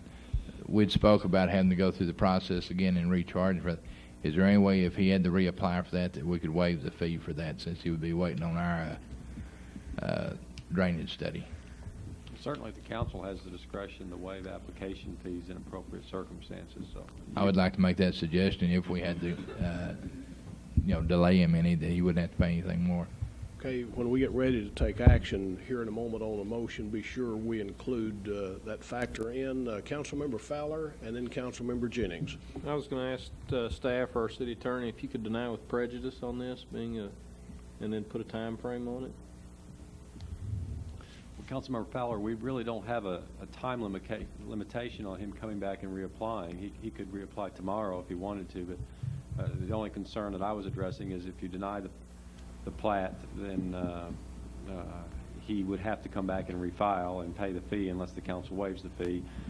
If you table action on the plat, then we get into the issue of the 30-day requirement for the council to act on the plat, and we don't want to go there. I mean, bottom line is we need to work this out with the applicant, or if we can't work it out tonight, then you have the option of denying the plat either and waiving the filing fee later or not waiving the filing fee later. Does that answer your question, Councilmember Fowler? Yes, sir. Councilmember Jennings. Thank you, Mr. Mayor. It would appear to me, based on the aerial handout that we've got here, that Mr. Avanzini is theoretically being punished for the actions of the person immediately below him and the drainage from the school property. That in itself I don't believe is fair.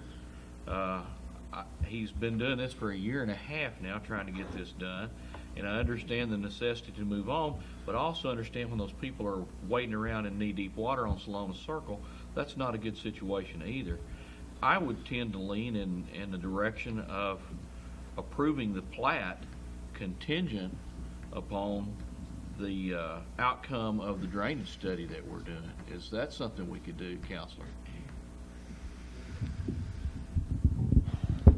If we're going to approve the plat, and I'll let Greg comment on this, but this is the stage at which you would approve the drainage. The drainage is supposed to be considered at the platting stage under our regulations, and if you're going to approve the plat contingent upon a condition that we don't know what the result's going to be, first off, I'm not sure if that's going to do Mr. Avanzini any good, because he may inherit some requirements that he can't live with under that study. And second, I'm not sure what he can do in the meantime. He's still going to have to wait on that drainage study, and I'm not sure that's going to speed up his development at all, because until Greg gets a drainage plan that meets the requirements of our subdivision regulations, he's not going to be able to authorize any improvements out there. Okay. Follow-up question to that.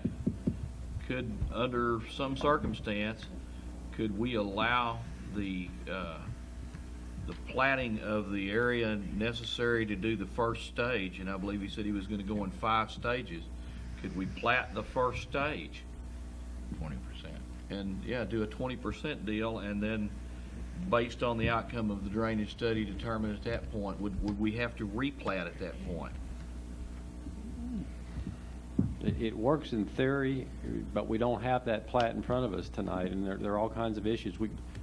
Platting is an exact science here. We've got to have distances and a meets and bounds description, and we've got to know exactly what we're approving. And for us to just divide up the front part, I don't know that we're capable of doing that tonight. We've got to have staff look at certain requirements for it. It's certainly philosophically something that we could allow him to Mr. Avanzini to move forward with, coming back with developing just the first part of the lot and bringing us a plat in the near future for you to approve on the front part of the lot. But I don't know that we're capable of taking care of those issues tonight at this stage. Mr. Avanzini, would that be something that you would be receptive to? I would. We platted it in a way, and Mr. Pliska can probably tell you if we've done it right. As you step back on it, every lot is developed in phases. So if you said, Buck, you can develop 2 lots, I think he would have in his paperwork and on the platting exactly what phase 1 was. And if we said phase 3 and 4 and 5 cannot be developed until you have satisfied, or till the half, or whoever's doing the drainage study has satisfied that, then that could be a contingency on our final development of that part of our plat. Okay. Yeah, I'm going to ask Mr. Pliska to comment on whether he's comfortable recommending approval of that tonight. With reflection to your suggestion, Councilman Jennings, he has to preliminary plat. Yeah. And the ordinance is fairly clear that during the preliminary plat stage, he's indicating what he's doing. This final plat is also an indication of that portion of the preliminary plat of what he intends to develop. For example, if the preliminary plat shows 10 lots and then he final platted 1 lot of the 10, then that plat would be before you.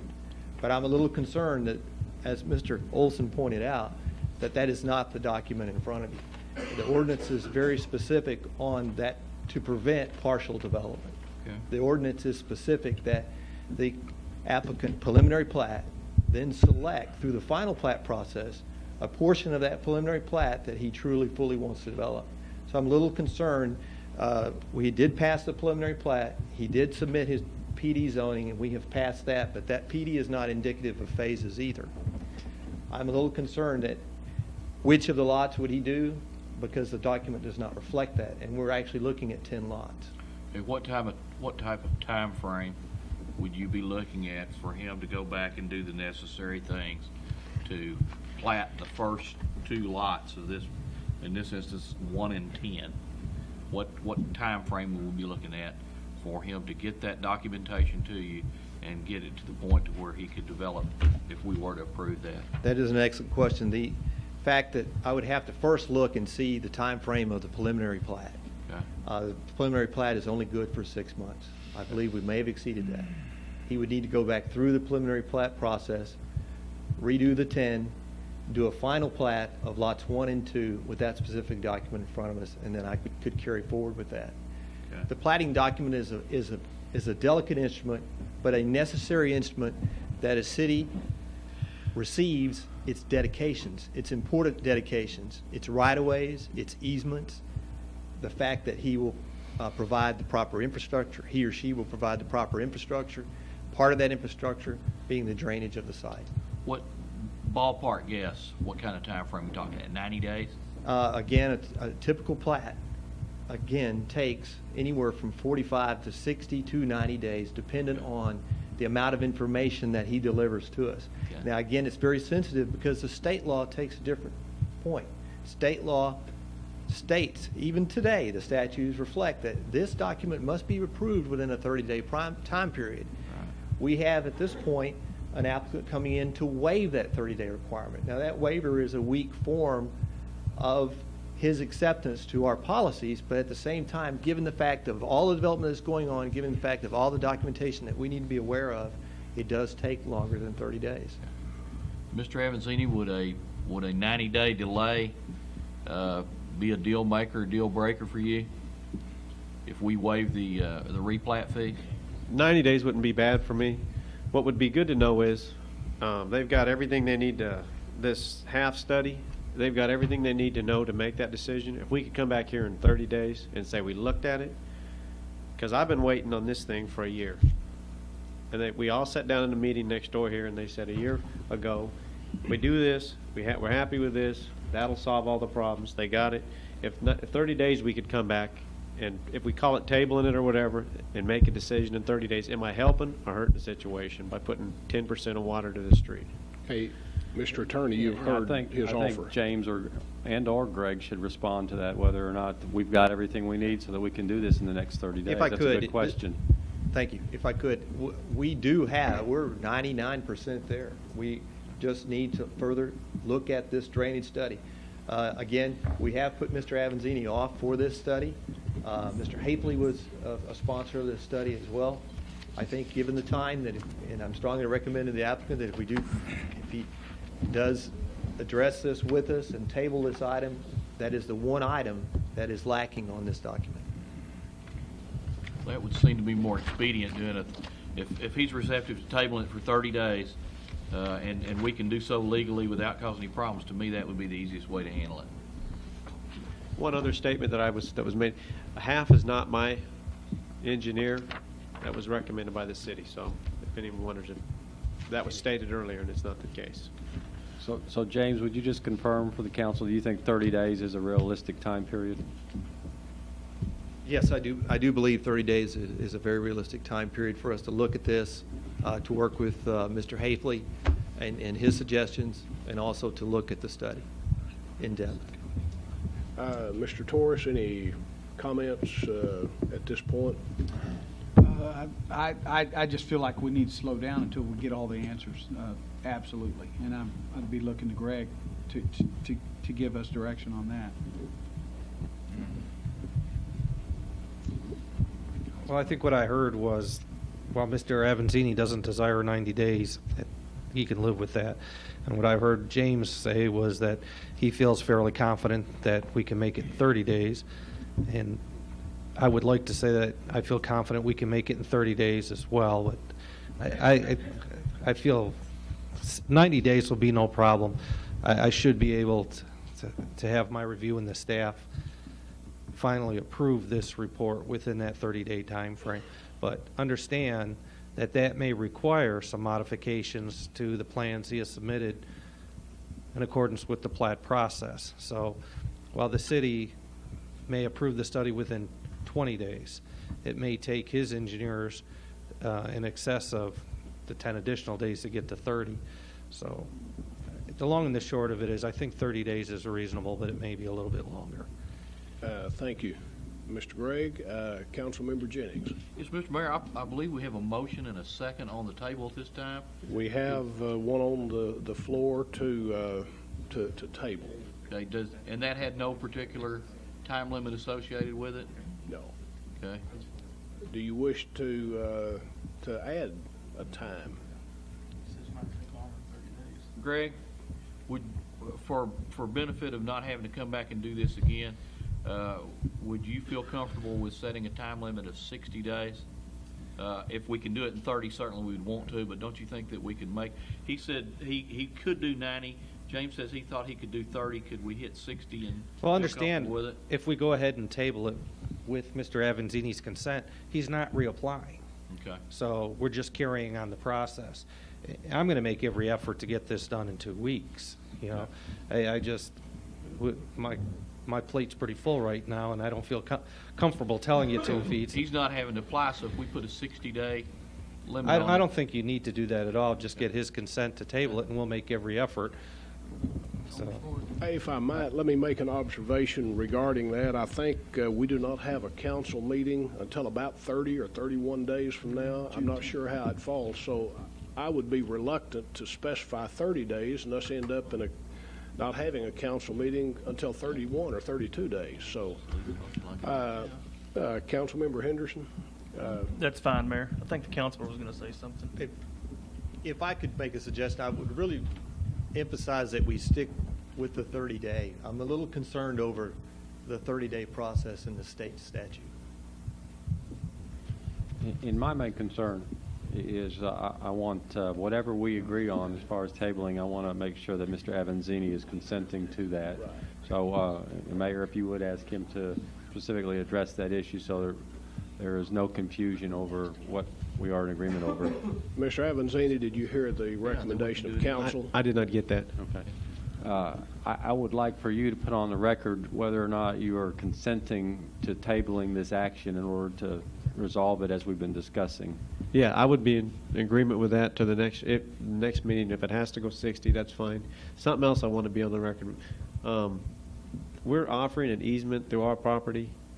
If you guys want to put a culvert through there, and just so you guys know on the record that whatever, I'm open to that. It's not going to impede, as long as I'm getting away of our buildings and stuff, which I think we can work around it, but I think I can solve that problem for those people over there and take a good part of that water to the street and then tie into that culvert that's underground out there now. And that would be something that we would pay for the engineering on, and we'd be happy to present that if we knew that that was going to be something that you guys would help us with on that. I think that would solve a lot of problems for the people. Is that sufficient? Yes. Councilmember Henderson, did you want to put a time frame on your How about motion? the next council meeting? Councilmember Fowler, I believe you seconded that. Are you in agreement with that? What date's the next council meeting fall on? June 10th. June 10th.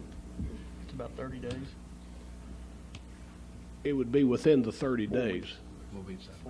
That's 28 days. Yeah. I'd be fine on the second on that. Okay, we have a motion and a second to table this until the next council meeting, which is 28 days from today. Any further discussion on this item? And now this is on item number 17 and 18. That is correct. If you will, register your vote, gentlemen. And it carries by unanimous vote. Item number 20 is our next item. And Mr. Pliska, would you like to introduce item number 20? Thank you, Mayor, members of the council. Item number 20 is earlier you approved P-025-01. This item is P-025-01 variance. Consideration and/or action regarding approval of variances to the city subdivision ordinance, Article 12-100, improvements required as to the sidewalk requirements on proposed lots 1 and 2, Block 1 of the Schulthess addition. The purpose, the applicant is requesting a variance to the sidewalk along Weaver Street, and I've enclosed the applicant's letter. The site, again, is located on the east side of Weaver Street and contains approximately 1.0218 acres of land. The site is currently zoned M1 industrial, and again, I've included the letter from the applicant requesting this variance. Okay, members of the council, any questions for Mr. Pliska regarding item number 20? Excuse me, Mayor. Variance? One other thing, P&Z voted unanimously to deny this variance request. Okay, and I do need clarification if council should desire to override. It requires how many votes, Mr. Counselor? It requires 4 votes. 4 votes. 4 votes to override. And again, as a reminder that in order to approve this variance or waiver, the council needs to make the findings that have been handed out to you tonight. Those are a requirement of your ordinance. Okay. Councilmember Fowler? Mr. Mayor, just for a brief synopsis of having the opportunity to serve on the Planning and Zoning Commission prior to being elected to the council. The Planning and Zoning Commission's made great effort in trying, and I guess that's probably why y'all seen so many of these come to you with denials for variances on the sidewalk. They're in the process of creating an ordinance, a street, similar to the park dedication ordinance, where a developer would pay in lieu of either funding or they would participate in land dedication to the city. What the Planning and Zoning Commissioner, if Mr. Pliska might have some other input on it also, what the Planning and Zoning Commission's intent there is to provide an opportunity that if a developer, of whether it be residential or commercial or whatever the case may be, asks for a variance on sidewalks, that they participate in either putting the sidewalks in or provide funding that in replacement for the sidewalks, and then the city would be able to use that for further street improvements or any type of street dedication later. That's what the direction of the Planning and Zoning Commission has been. I believe they're currently working on that, or it's in the process of being brought to the council. Okay. Further questions or comments regarding item number 20? No questions for Mr. Pliska. Thank you very much. Thank you. Gentlemen, I'm in line for a motion regarding... Yes, sir. Thank you, Mr. Mayor. I'm Ernest Hedgecoth, the applicant in this case, representing Mr. Schulteis. Mr. Schulteis has been trying to, and it's not all his fault or my fault, it's been delayed over about a period of years. This will not be a busting a deal breaker if we have to build a sidewalk. My question is, the purpose for a sidewalk is the safety of the people. This is an industrial area that is fully developed on the on each side of Mr. Schulteis. This is only 190 feet wide. If we build a sidewalk, it's only going to go it starts at about 200 feet on the east side of Midway. It's on the east side of Weaver, 200 feet north of Midway. And we've got a 200-foot sidewalk that goes just across our property. The property to the north of us is already developed and is already there. You won't be able to make that man put a sidewalk in.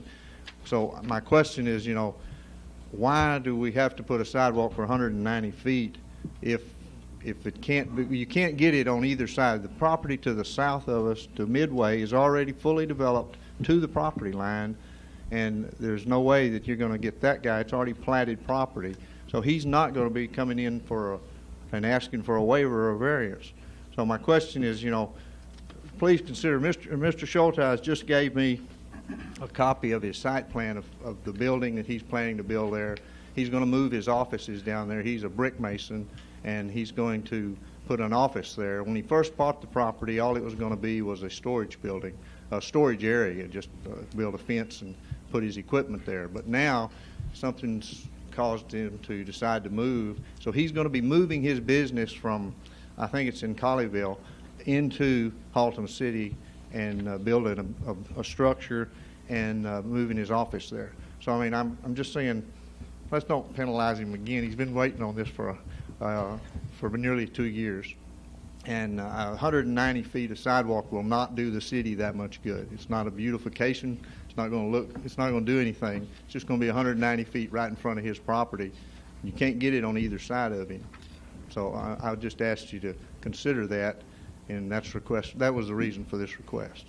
Councilmember Jennings. Mr. Mayor, when you get ready for a motion, I'd like to make a motion. Okay. Any questions for Mr. Hedgecoe? Okay, there being none, I'm in line for a motion regarding item number 20. Am I on? Thank you. Yes. I understand what Mr. Fowler was saying about the Planning and Zoning Commission. I am the liaison to that particular commission, and I understand the safety factor involved in sidewalks, and I think in residential areas they are very beneficial, and I would like to see them throughout Haltom City. In an industrial area, just because it's industrial doesn't necessarily mean that you won't have foot traffic there. But in an area where you clearly do not have sidewalks on either side of a building, I see no useful purpose served in pouring 190 feet of sidewalk just for the purpose of it being there. Based on that, I would like to make a motion that we approve the variance that would allow non-construction of the sidewalks in this particular instance. Councilmember Markham, you had your light on first. Councilmember Hurley? Okay, we have a motion, a second. Any discussion on the motion? If you will, register your vote, and that carries by unanimous vote. Our next item on the agenda, item number 22, is for a public hearing. I'll open the public hearing at this time and ask Mr. Pliska, our planning director, to introduce the subject at hand. Thank you, Mayor, members of the council. Item number 22 is P-0-11-02, consideration and/or action regarding the application of Mr. Carlos Rojas for the amended plat of Lot 8R, Harris Edition, being an amended plat of Lots 8 and 9, Harris Edition, containing 13,699 square feet of land located on the east side of Harris Lane, locally known as 2120 Harris Lane. The applicant has submitted an amended plat on this site to remove a lot line in order to create a one larger lot for future construction of a fourplex apartment unit. Mr. Rojas' submittal does not meet the requirements for a short form plat as described in Part 8, Article 3-100 of the city's subdivision ordinance. Specifically, the existing water infrastructure, a 2-inch water main along Harris, will not support the proposed project. Mr. Rojas needs to go through the entire replat process, which would include submitting construction plans for a publicly dedicated water and sanitary sewer main, which will ultimately be needed to support the fourplex apartment unit. In addition, Mr. Rojas needs to submit a replat document indicating the necessary easement dedication. Again, the site is located on the east side of Harris Lane. The site contains, as stated before, 13,699 square feet of land, and the site is mostly vacant with a storage building and possible storm cellar located at the rear of the property. The site is currently zoned MF1 residential. Parkland dedication. The applicant will need to make payment to the city in the amount of $1,000 and must be received by the city prior to filing of this particular plat. Again, staff recommends denial of the amended plat since the developer is not eligible to file an amended plat, but rather the applicant should follow the requirements of the city's subdivision ordinance for a replat. And this could include submission of the document that you have in front of you. We would just need construction plans of how the applicant proposes to take care of the necessary infrastructure for this project. These subdivision requirements would help to properly support the construction of an apartment complex on the site. This amended plat as submitted will have a negative impact on the surrounding residential area. As stated previously, the existing infrastructure, water and sewer for this area will not support this type of development. Councilmember Hurley earlier at the pre-council was concerned about the infrastructure. During the break, we checked on the infrastructure for that area, and again, the 2-inch water main runs down the middle of Harris. There is a 6-inch main that is on Fincher Road, but does not have any type of easement to access that. There is a 4-inch main that runs along East Belknap Street, but again, that would not be sufficient for him to tie into. The applicant would have to go across Belknap to the south side to tap into an 8-inch water line. I formally submit his 11-by-17 reduced copy of his amended plat, the letter from Mr. Rojas, a site map, and again, the aerial of the area, which we're proud to have you in your packets now from here on these cases. And then, of course, the submitted exhibits. Members of the council, questions for Mr. Pliska before we ask Mr. Rojas if he'd like to address the council. Okay, there being none, thank you, Mr. Pliska. Thank you. Mr. Rojas, are you in the audience? Would you like to address the council at this time and answer any questions? If you would give us your name, we already have your name, but give us your address, please, as well. My name is Carlos Rojas. I live at 2121 Harris Lane. Okay. Except for the $1,000 that Mr. Pliska mentioned, I do believe I supplied all the paperwork that he told me I needed for this meeting. The replat from the surveyor. Water line, he also told me about it. There is already in existence a water line and a box for 1 water meter. Mr. Rojas, could you pull your microphone down just a little bit, please? Thank you. I talked to a plumber, licensed plumber, And seeing the size of the small units, they're only 832 square feet each. They're really small. And the solution to this problem in the water, according to the plumber, if he might talk to you also, be to have where this water supply line is already in existence, have 2 meters. And we know it's already done in this city. Have double meters on one. And he believes the water pressure will be no problem because those units are small enough. That kind of double meters already been used on houses.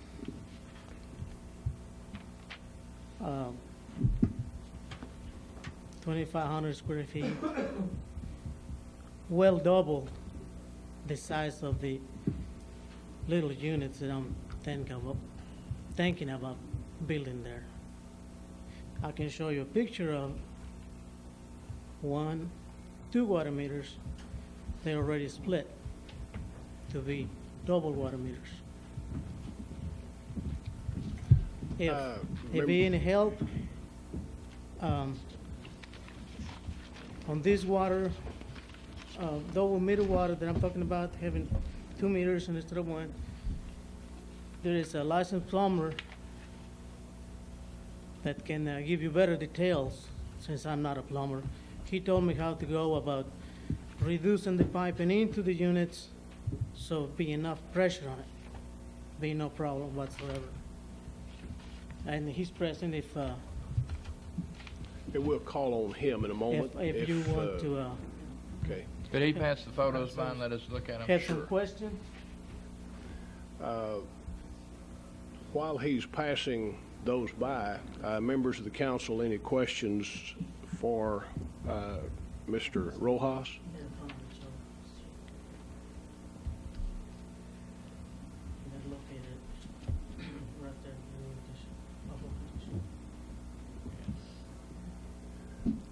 Okay, Councilmember Williams. Mr. Rojas, these pictures you're passing is showing us 2 meters.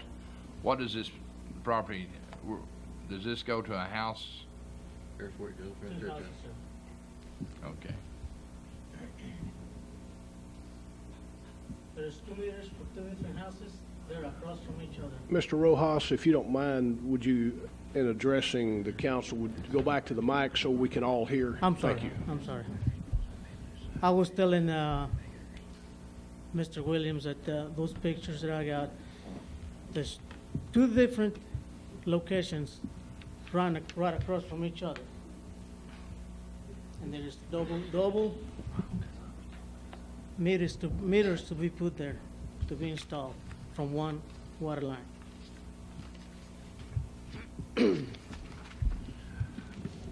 Any further questions for Mr. Rojas? Councilmember Jennings. Mr. Mayor, we had a question come up in pre-council about parking. Where is the parking designed to go on these units? Mr. Pliska also asked me to submit a drawing of it, Okay, and I had that from a surveyor.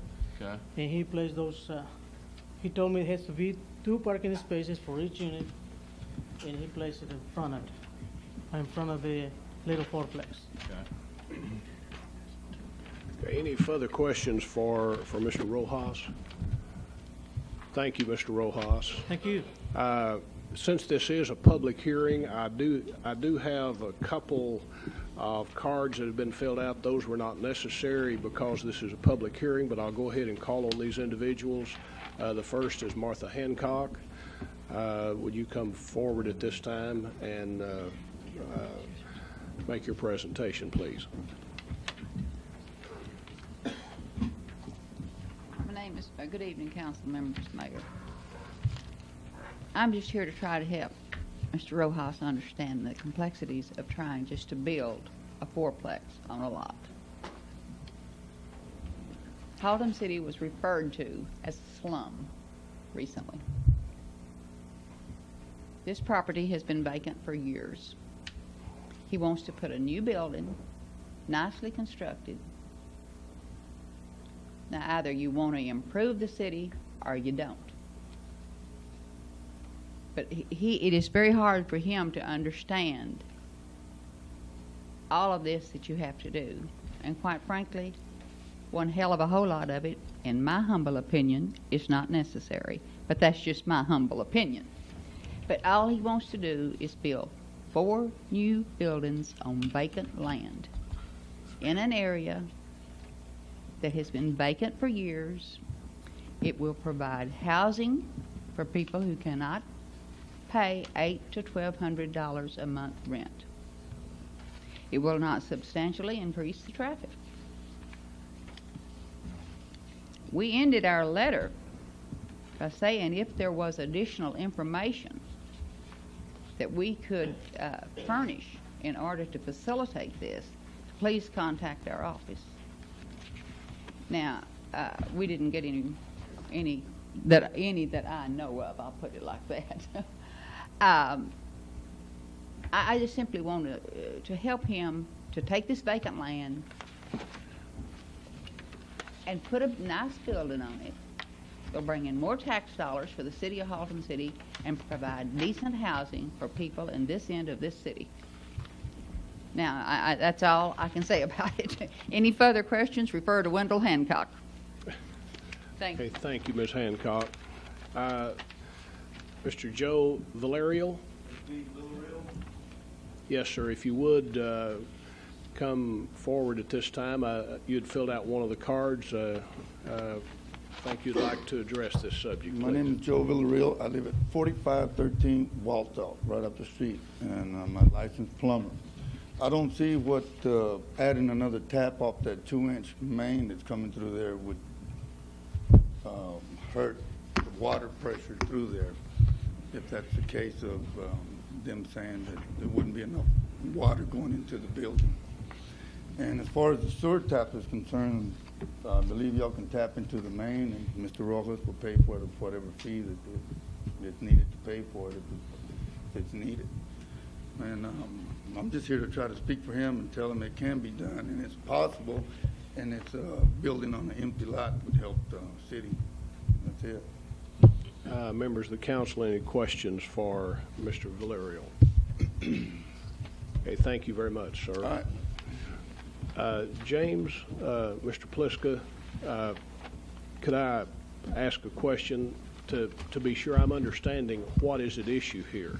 Yes, Mayor. If I understand correctly, what Mr. Rojas has submitted is an amended plat. And our subdivision ordinance does not allow an amended plat to be the vehicle used to achieve what he's wanting to achieve. Rather than an amended plat, he needs to replat. Fully replat, yes, sir. If I could read the requirements for a short form plat that this is lacking, it will help shed some light on it.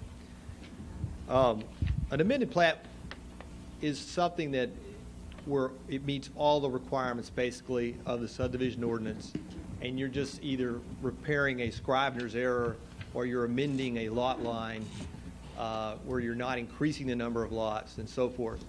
If this were truly an amended plat, it would have the following, but it lacks the following. The short form plat and supporting instruments are respectively drawn and complied in compliance with the requirements for a final plat. In other words, you've got to meet all the construction criteria, all the easement dedications, the right-of-way dedications, fire protection is an issue. Each lot and block has frontage upon a dedicated and improved street to the city specifications. Harris Lane is an old street. It doesn't meet the current city specifications, and as a planning director, I would have to look the load that was placed on this street if you build or construct multifamily units. All easements to each block or lot have been previously granted or are shown on the plat. They are not indicated on this one. However, in a replat, they would. The proposed development neither contains nor creates a significant drainage problem, nor is topography a salient development consideration. Again, that is an issue we would need to look at, so it is vacant property, and again, the replat process will indicate such. Most important, all utilities required to serve each block or lot are in place, or arrangements to provide same have been made with the appropriate agency. For a service connection, a 2-inch line would be sufficient if it were coming off of the proper main, but we're talking in terms of infrastructure for fire protection. A minimum requirement there, I believe, is a 6-inch main. Again, for him to achieve that, he would need to tap into that south end off of Belknap Street. And the property so platted shall conform in size and shape to the lots in the vicinity. This is clearly a much larger lot. Once he does replat this into one large lot, you'd have to look and see what would the impact be on the residential area if he does develop a multifamily unit. And finally, most important, all design, engineering, improvements, and specifications of documents to be submitted that are applicable to the final plats shall be applicable to the short form plat. All of these issues must be addressed before you can properly submit an amended plat for council action. I'm strongly encouraging him to take the same document, supply it with sufficient information on how he's going to proceed with this project, and then replat the property. Thank you. Thank you very much for your answer regarding that. Do we have anyone, since this is a public hearing, anyone in the audience wishing to speak either for or against Mr. Rojas' request? If you don't mind, Mr. Rojas, in just a moment, yes, the gentleman in the back, if you would come to the front, and thank you for removing your hat. I appreciate that. If you would give us your name. I grew up on Harris Lane. My mother lived at 2129 Harris Lane, and I was a kid there when Mr. Hurley was an officer driving around. That road's never been fixed. It's the same when I was a kid and everything. This man has moved into this neighborhood here. He's built a very nice home on this side of the road and everything. And to me, he's done nothing but bring up the property value, or at least make the area through there look nicer. That's all he's trying to do on the other side of the street. All the neighbors up and down through there are for what he wants to do. And we see no problem in what he wants to do. As far as the water main goes, your new homes you're building over here, you're coming up with the same size line and you're putting dual head meters on them. You're feeding 2 homes. And the size of the homes that you're building here, 2 of those homes are 3 times the size of what he wants to build. The water main will handle it. The sewer, you come from the main sewer all the way up to where he's wanting to build with a 4-inch line. You reduce it down to a 3-inch line. It's like a ride to Six Flags. It will handle anything you put down through there. And we're all in, would like to see him build there and everything, because all he's doing is bringing up the neighborhood there. The home he built is very nice there and stuff, and we're all for it. And I grew up on that street, in which I moved up here and bought a home on Fincher. I like Haltom City. And I like what the man is doing on that street right there. He's the first person I've seen come in there and actually do improvements and stuff. And as far as him wanting to find out things, he's fished around, asked questions and stuff. And to me, it's like somebody is beating around the bush to keep him from doing what he wants to do there. And we're all in favor for it, because he's done nothing but improve our neighborhood. And all the Hispanic people that's moved in on that street has built homes, brick, and improved their homes and everything. And so we're all for what he wants to do. And if y'all turn him down, I think it'd be a great disjustice for that street.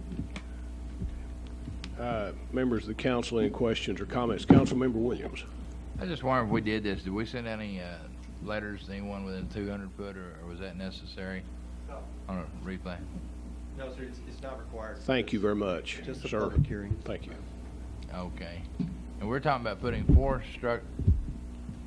two apartment structures on that property, is that what? According to the plans that he submitted, yes. It is zoned multifamily, and that zoning does allow that. Again, it's the document that I'm referring to.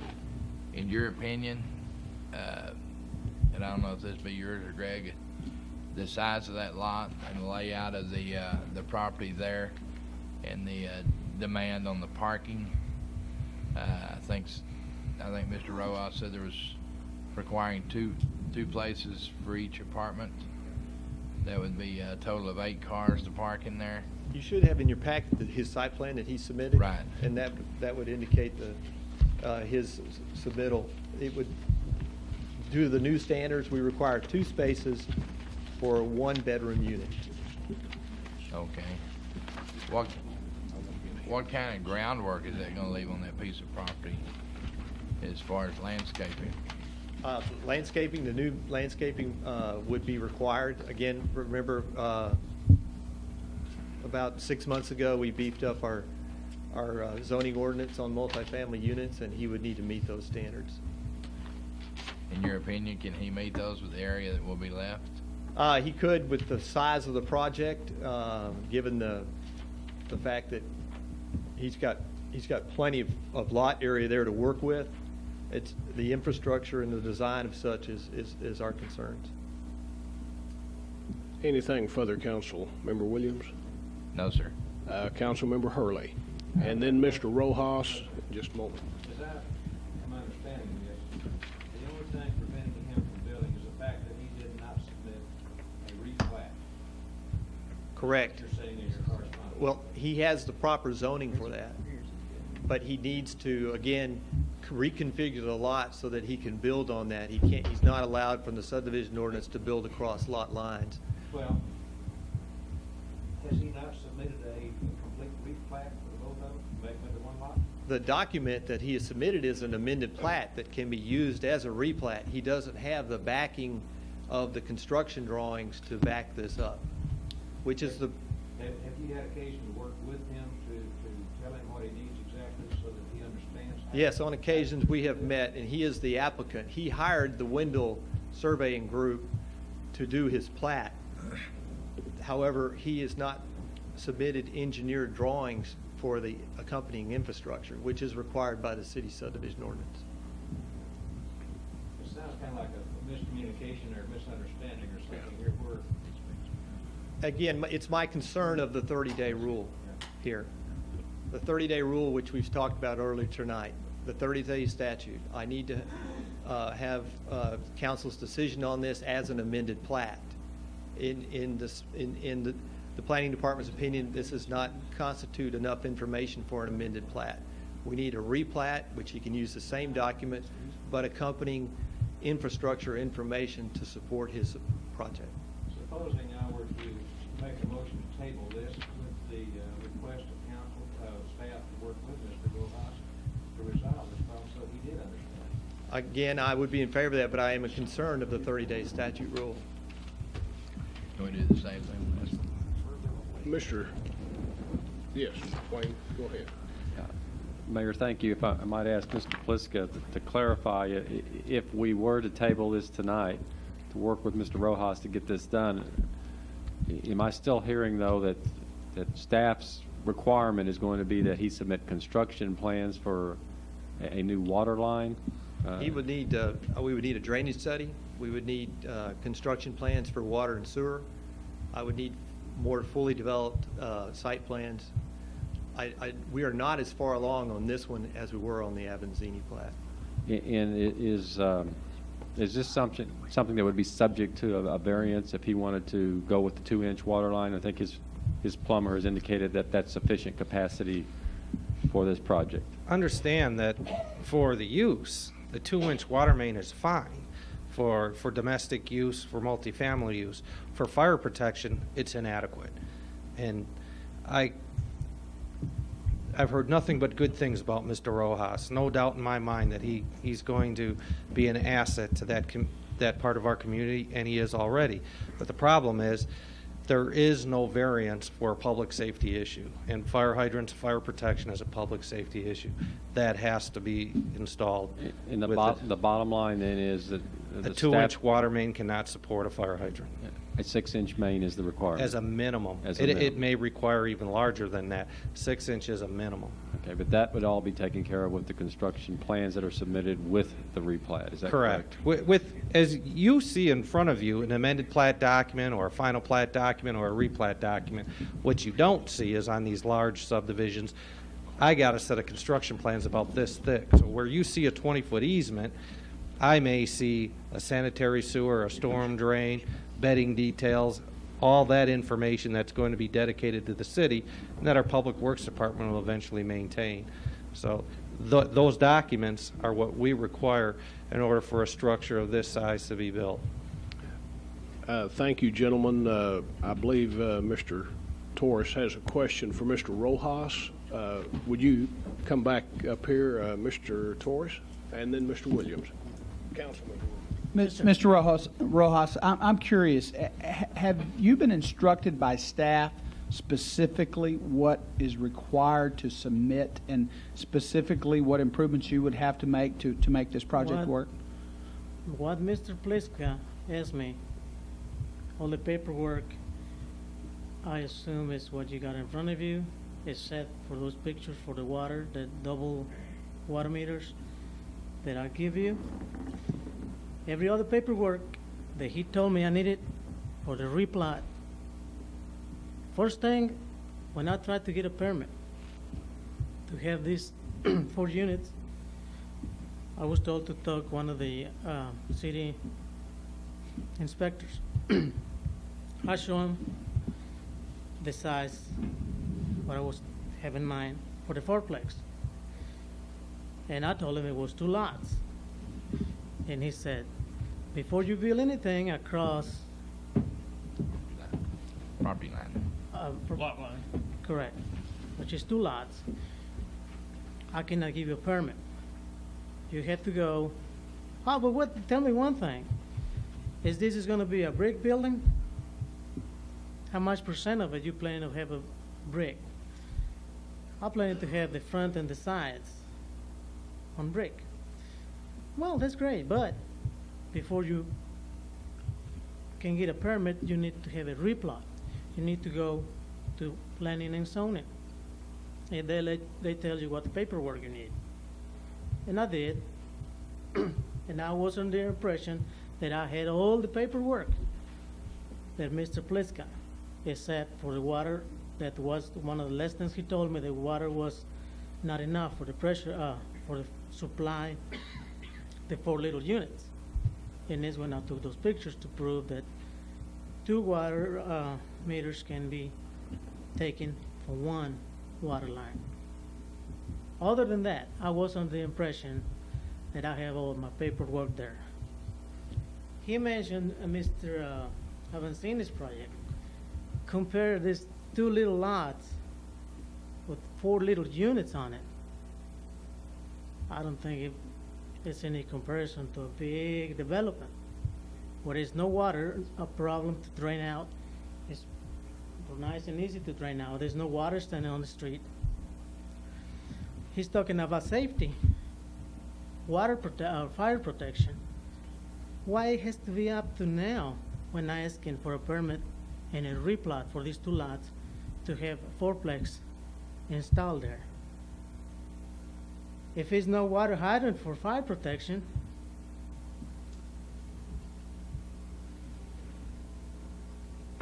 I cannot have one installed. I cannot have no 6-inch ring in there for 4 little units. I believe that they've brought up some very, very good points. Yes, sir. About some of these issues that clearly I think we need to sit down at the table and work through them, and there's probably some way to work through them if we have a mind to do that. And if there's some way that we can buy a little time to hopefully sit down and several council members have made the comment tonight, we feel like there's probably some miscommunication somewhere, and I think very, very clearly to me that's evident. And maybe if we can sit down and help you work through this in the very near future. I don't know what that'll require. May I add something else, sir? On the paperwork that he told me to have, and you might have in front of you, he told me to have the structure placed in those 2 lots. And I have my surveyor do that. He placed it where I intended to have it, and elsewhere he also drove those 8 parking spaces in front of it. I really was thinking that that's all I needed. Mr. Rojas, I think the city manager, Mr. Torres, do you have a question for our attorney? City attorney. I guess we're trying to get off high center here. What's the answer? It's probably not going to be possible to get an approval based on everything that's been submitted right now, but what are our options in terms of either tabling or buying a little time to better communicate? Right, and we can table with the applicant's permission. With the applicant's permission, we can table this tonight. What I wanted to bring out to the council's attention and to the applicant's attention, however, is that I think it's not just an issue of whether we're calling this an amended plat or a replat. We've got some bigger issues than that. There are some potential infrastructure requirements that Mr. Rojas is going to have to meet according to the staff comments that I've heard. We've got drainage, we've got sewer, we've got water. Those are issues that are going to have to be dealt with before this plat can be recommended for approval. But we certainly can table it with the applicant's permission tonight in order to let staff and the applicant get together and resolve any miscommunication that has been taking place, so that we can come back here at the next council meeting and at least know that everybody has been informed of what the requirements are. And then if there are variance possibilities, the applicant can make a request for appropriate variances. But certain things apparently are not variable, and we just need to accept that. Right. What about your time frame, sir? I mean, No rush. no rush. I've been waiting for the longest time. I had these 2 lots rezoned for multifamily about 12 years ago. So you would be in agreement with us to table this? Absolutely. Subject to us being able to sit down and possibly bringing this back sometime next month? Absolutely. If that's possible. One thing I will ask, not to have to pay again if possible. No. I think that's doable. Okay, is that sufficient, Mr. Attorney, for his statement to give us? Yes. Yes, Okay. he has agreed that he's consenting to tabling this so that we can work out these issues. Okay, I want to remind everybody the public hearing is still open. I think Councilmember Hurley, you're ready to make a motion. Councilmember Williams had his light on, and I need to close the public hearing before we do that. And I will, after Councilmember Williams addresses his concerns, I'll close the public hearing at that time, and we'll move forward. Okay. I know that they said fire safety is a concern here, and I'm sure that our chief will get his people with the chief planner and get with you on that. Apparently your English is quite well, so we don't have a language barrier, but if there is, we'll have someone to James, don't you speak Spanish fluently? Yes. Language is not a problem. Okay, so language is not a problem. So I would like to, if he does that, make sure that he doesn't have to pay to have it extended. And I want to thank you for agreeing to work with us. I know Thank you you, said sir. it's been. I never thought the language was a problem. Somehow, I was under the impression that I have everything I needed, except for the $1,000 to Park be paid. dedication. Correct. That's it. Somehow I missed it. Well, I'm it's sure when you come back that we'll have the right answers I and hope we'll be so. able to move forward. I hope so. Thank you very much, Mr. Rojas. And with that, I will close the public hearing, and I'm in line for a motion. Councilmember Hurley? Mayor, with Mr. Rojas's consent, I would like to make a motion to table this issue for at least 30 days until staff can work out the details. Councilmember Williams? It's for a second. We have a motion, a second. Gentlemen, if you will register your votes. And that passes by unanimous vote. We come now to the Visitor Citizens Forum. And Mr. Smith, Wendell Smith, are you here tonight? Mr. Smith had filled out a visitor's card a day or two ago. I don't believe he's here. Mr. Leon Minton, 5760 Fenway Court. If you would come forward at this time. As you noticed, our council meeting is much longer than usual, and my apologies to you and to all the others who have items on the agenda yet to be addressed, but these are important issues to various individuals in Haltom City and to all of us. You have 5 minutes, Mr. Minton, if you would, to address the property erosion on Big Fossil Creek. Thank you very much, Mr. Mayor. This was declared Older American Month, and as an older American, it's past my bedtime, and I'm sure the same for my neighbor, the Nelsons. But I want to real quickly circulate these 4 folders. They are just a sampling of photos that I presented to this assembly 4 years ago, right about the same time. I gave a whole stack to the mayor at that time, and never really heard anything about it. Nothing ever got done. But let me quickly explain about that meeting 4 years ago. Back in July of '97, my wife and I wanted to move out of our townhome in Bedford and come out this direction where it was less crowded into a single family dwelling. And we were looking for a really nice home that had a beautiful view, and our dream was to find a place like that, and we really felt like we had found that backing right up to Buffalo Ridge Park along Big Fossil Creek.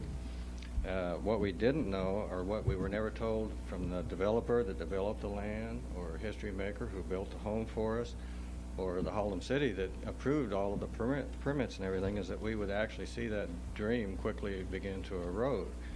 And basically what happens is, it seems like every March, especially, you know, in the spring, when there's not a lot of foliage and everything on the ground and these heavy rains come, that little, or Big Fossil Creek actually becomes Little Fossil River. I mean, it's like a I knew right away when I saw that, I knew where we were going, that in some time to come, the city of Haltom City is going to have to deal with this, and it's going to be a very big project, very expensive.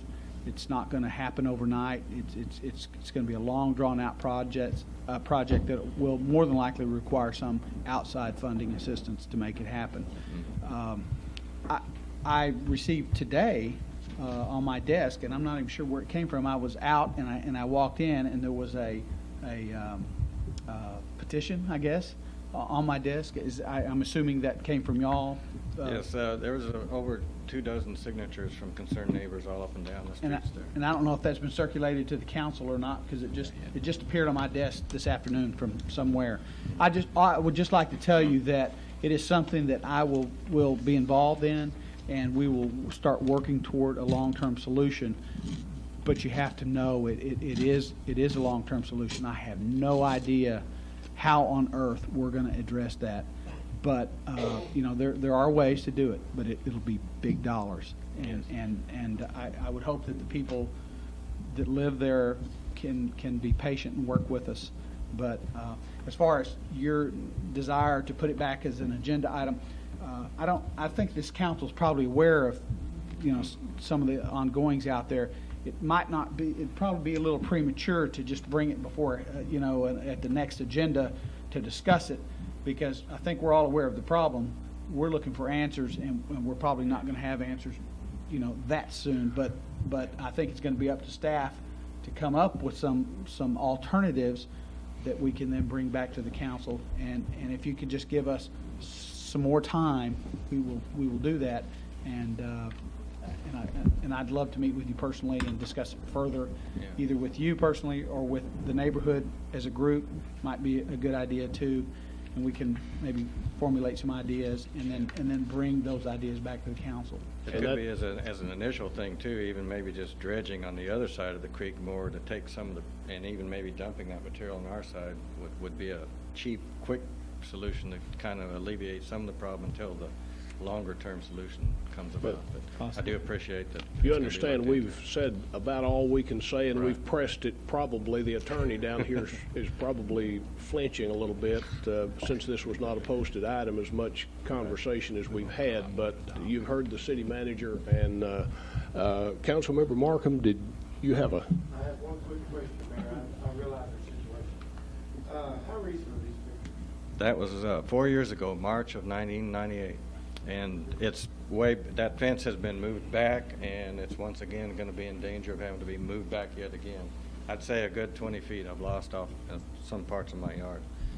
So if you want to walk around and pick your pictures up down here, thank you for sharing those with us. There are no other individuals who have requested to speak during the Citizen Visitors Forum. We move now to the announcements and the events. Greg, I believe you have an announcement to make at this time. As the citizens are aware, Haltom City Public Works Department is in the midst of a design of a new public works facility at 2200 Higgins Lane.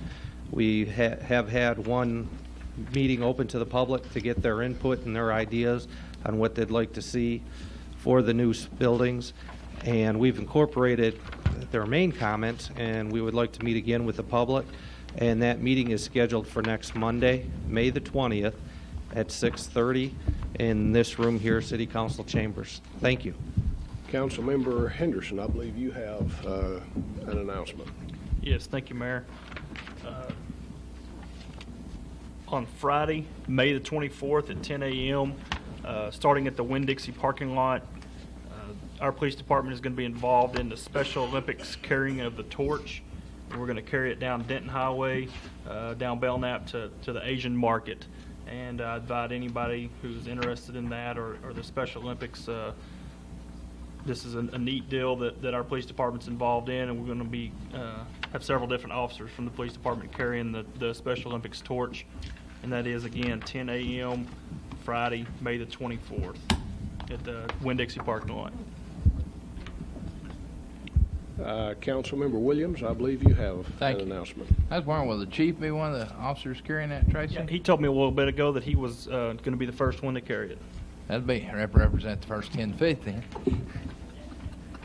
I want to remind everybody we're planning a 4th of July picnic and parade. This will take place on the 4th of July. It'll be a Thursday. The parade will start at the International Faith Center. It's Stanley Keller and Denton Highway. It will expire at Haltom Road Park.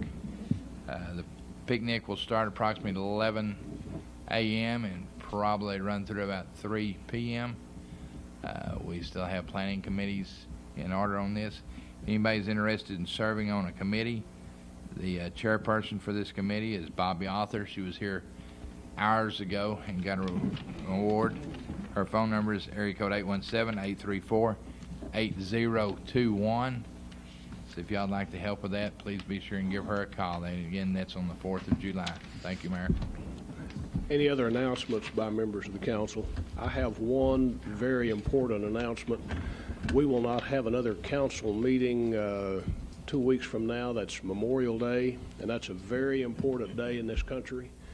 It's a time for us to stop and pause and remember the men and women who have served this country in the armed forces, who have put themselves at risk of life and injury in order to preserve the freedoms we have.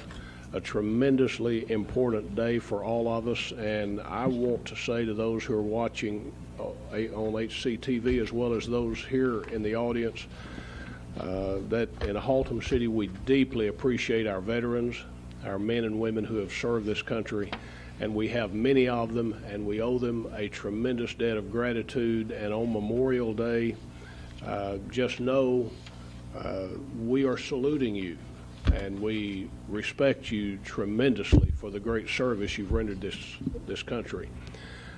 I've been given an announcement that there will be a replica of the Vietnam Memorial all Memorial Day weekend at the Highland Station Park on Boswell Road in Saginaw. Over 53,000 names of men and women who gave their lives in Vietnam is on that wall. This is a public event, and this replica is moved across the country in different locations at different times. I don't know when it'll be back in this part of the world, but I want you to be aware that the replica of the Vietnam Memorial will be at that location. And once again, it's the Highland Station Park off of 287 at Boswell Road in Saginaw, and it'll be there that entire weekend. Any further announcements and events? Item 23, Comprehensive Annual Financial Report for fiscal year 2000-2001. Mr. Elfring.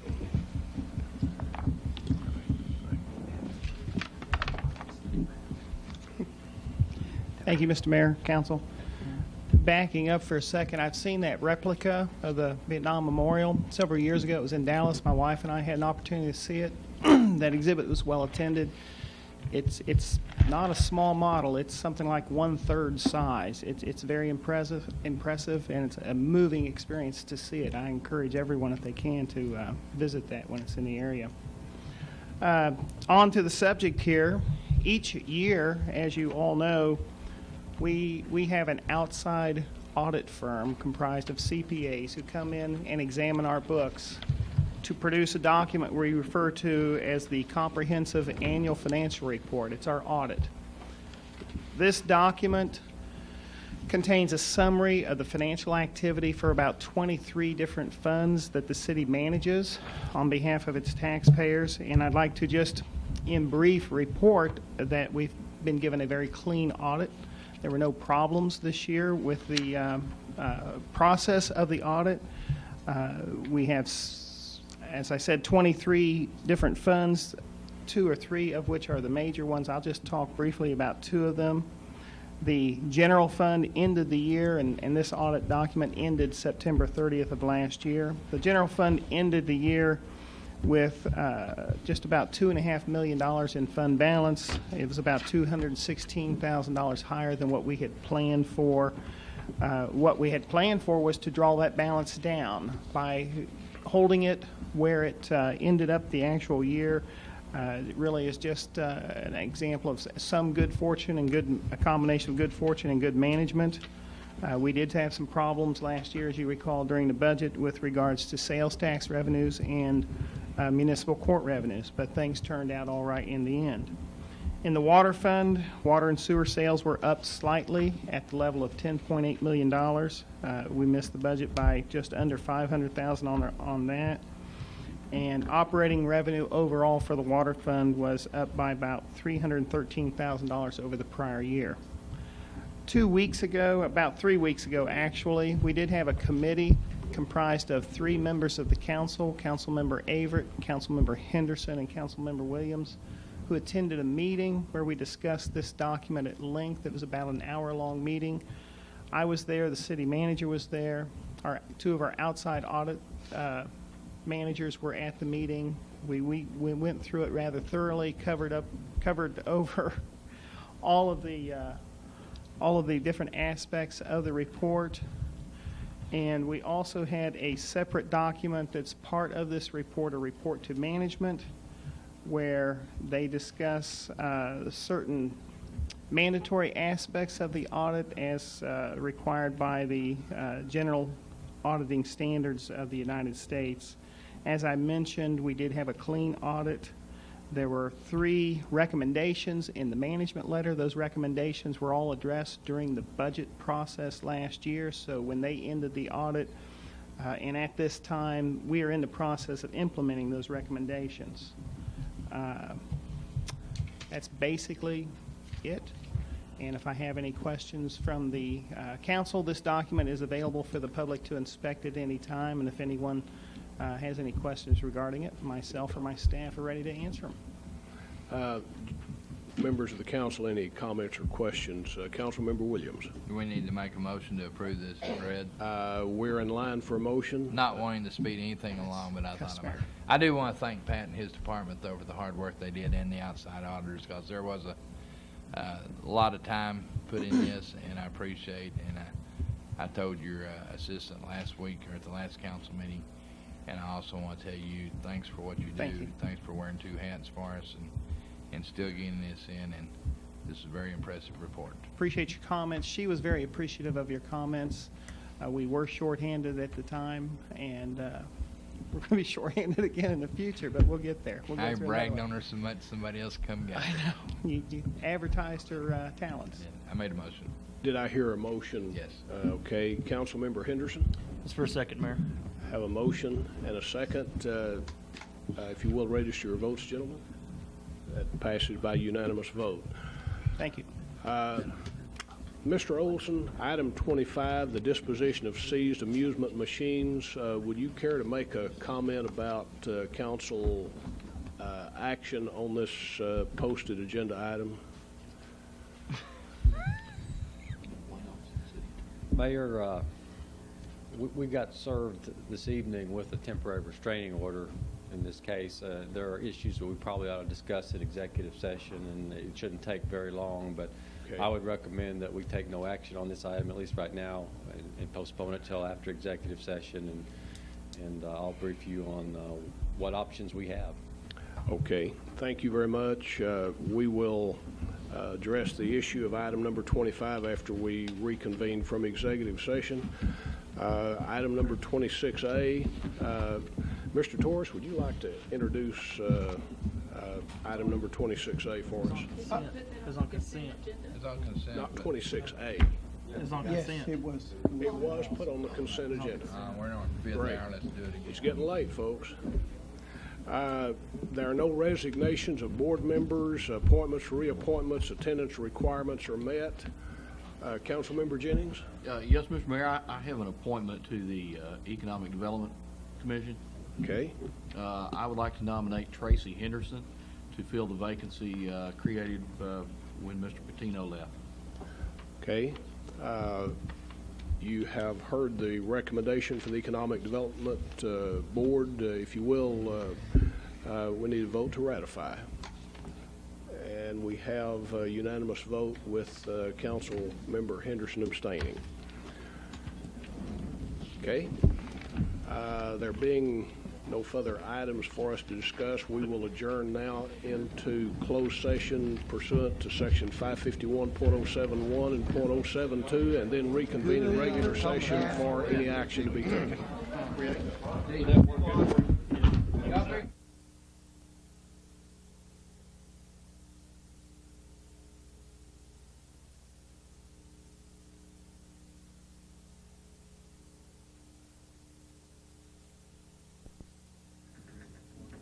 The time is 15 till 12. The council is reconvened into open session. No action to be taken on any item discussed in executive session. All other items on the agenda having been addressed, we stand adjourned.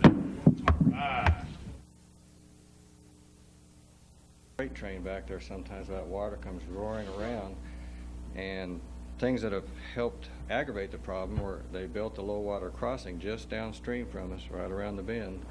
And the small tubes, you know, in there are often clogged up. The kids like to get big boulders and throw in there, or debris comes down or whatever. And you can even see along that where there's a drop-off this high right at the edge of the sidewalk. And I'm really amazed a little child hasn't gotten badly hurt. But that's downstream. Our main concern, as you can see in those photos, and that was 4 years ago. Since that time, you know, it just keeps falling off. The big tree in that one photo is right behind the Nelson's home. That tree is long since gone. It a few years ago, it fell, you know, the base was eroded away. The tree fell off, got washed downstream right in front of that low water crossing. Finally, after many weeks, the city kind of cut it up, and you can still see the remains of it where they drug it up by the creek, you know, away from the low water crossing.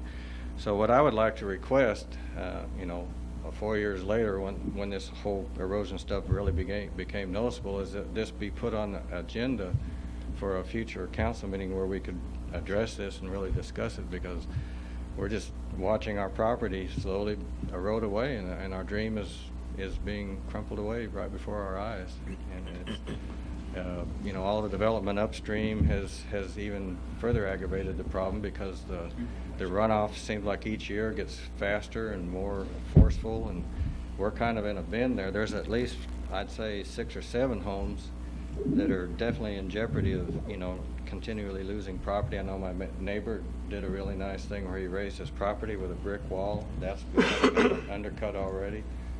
His neighbor, the thing has already collapsed, the wall. So it's quite a problem, and I'd like to see it addressed. Any questions?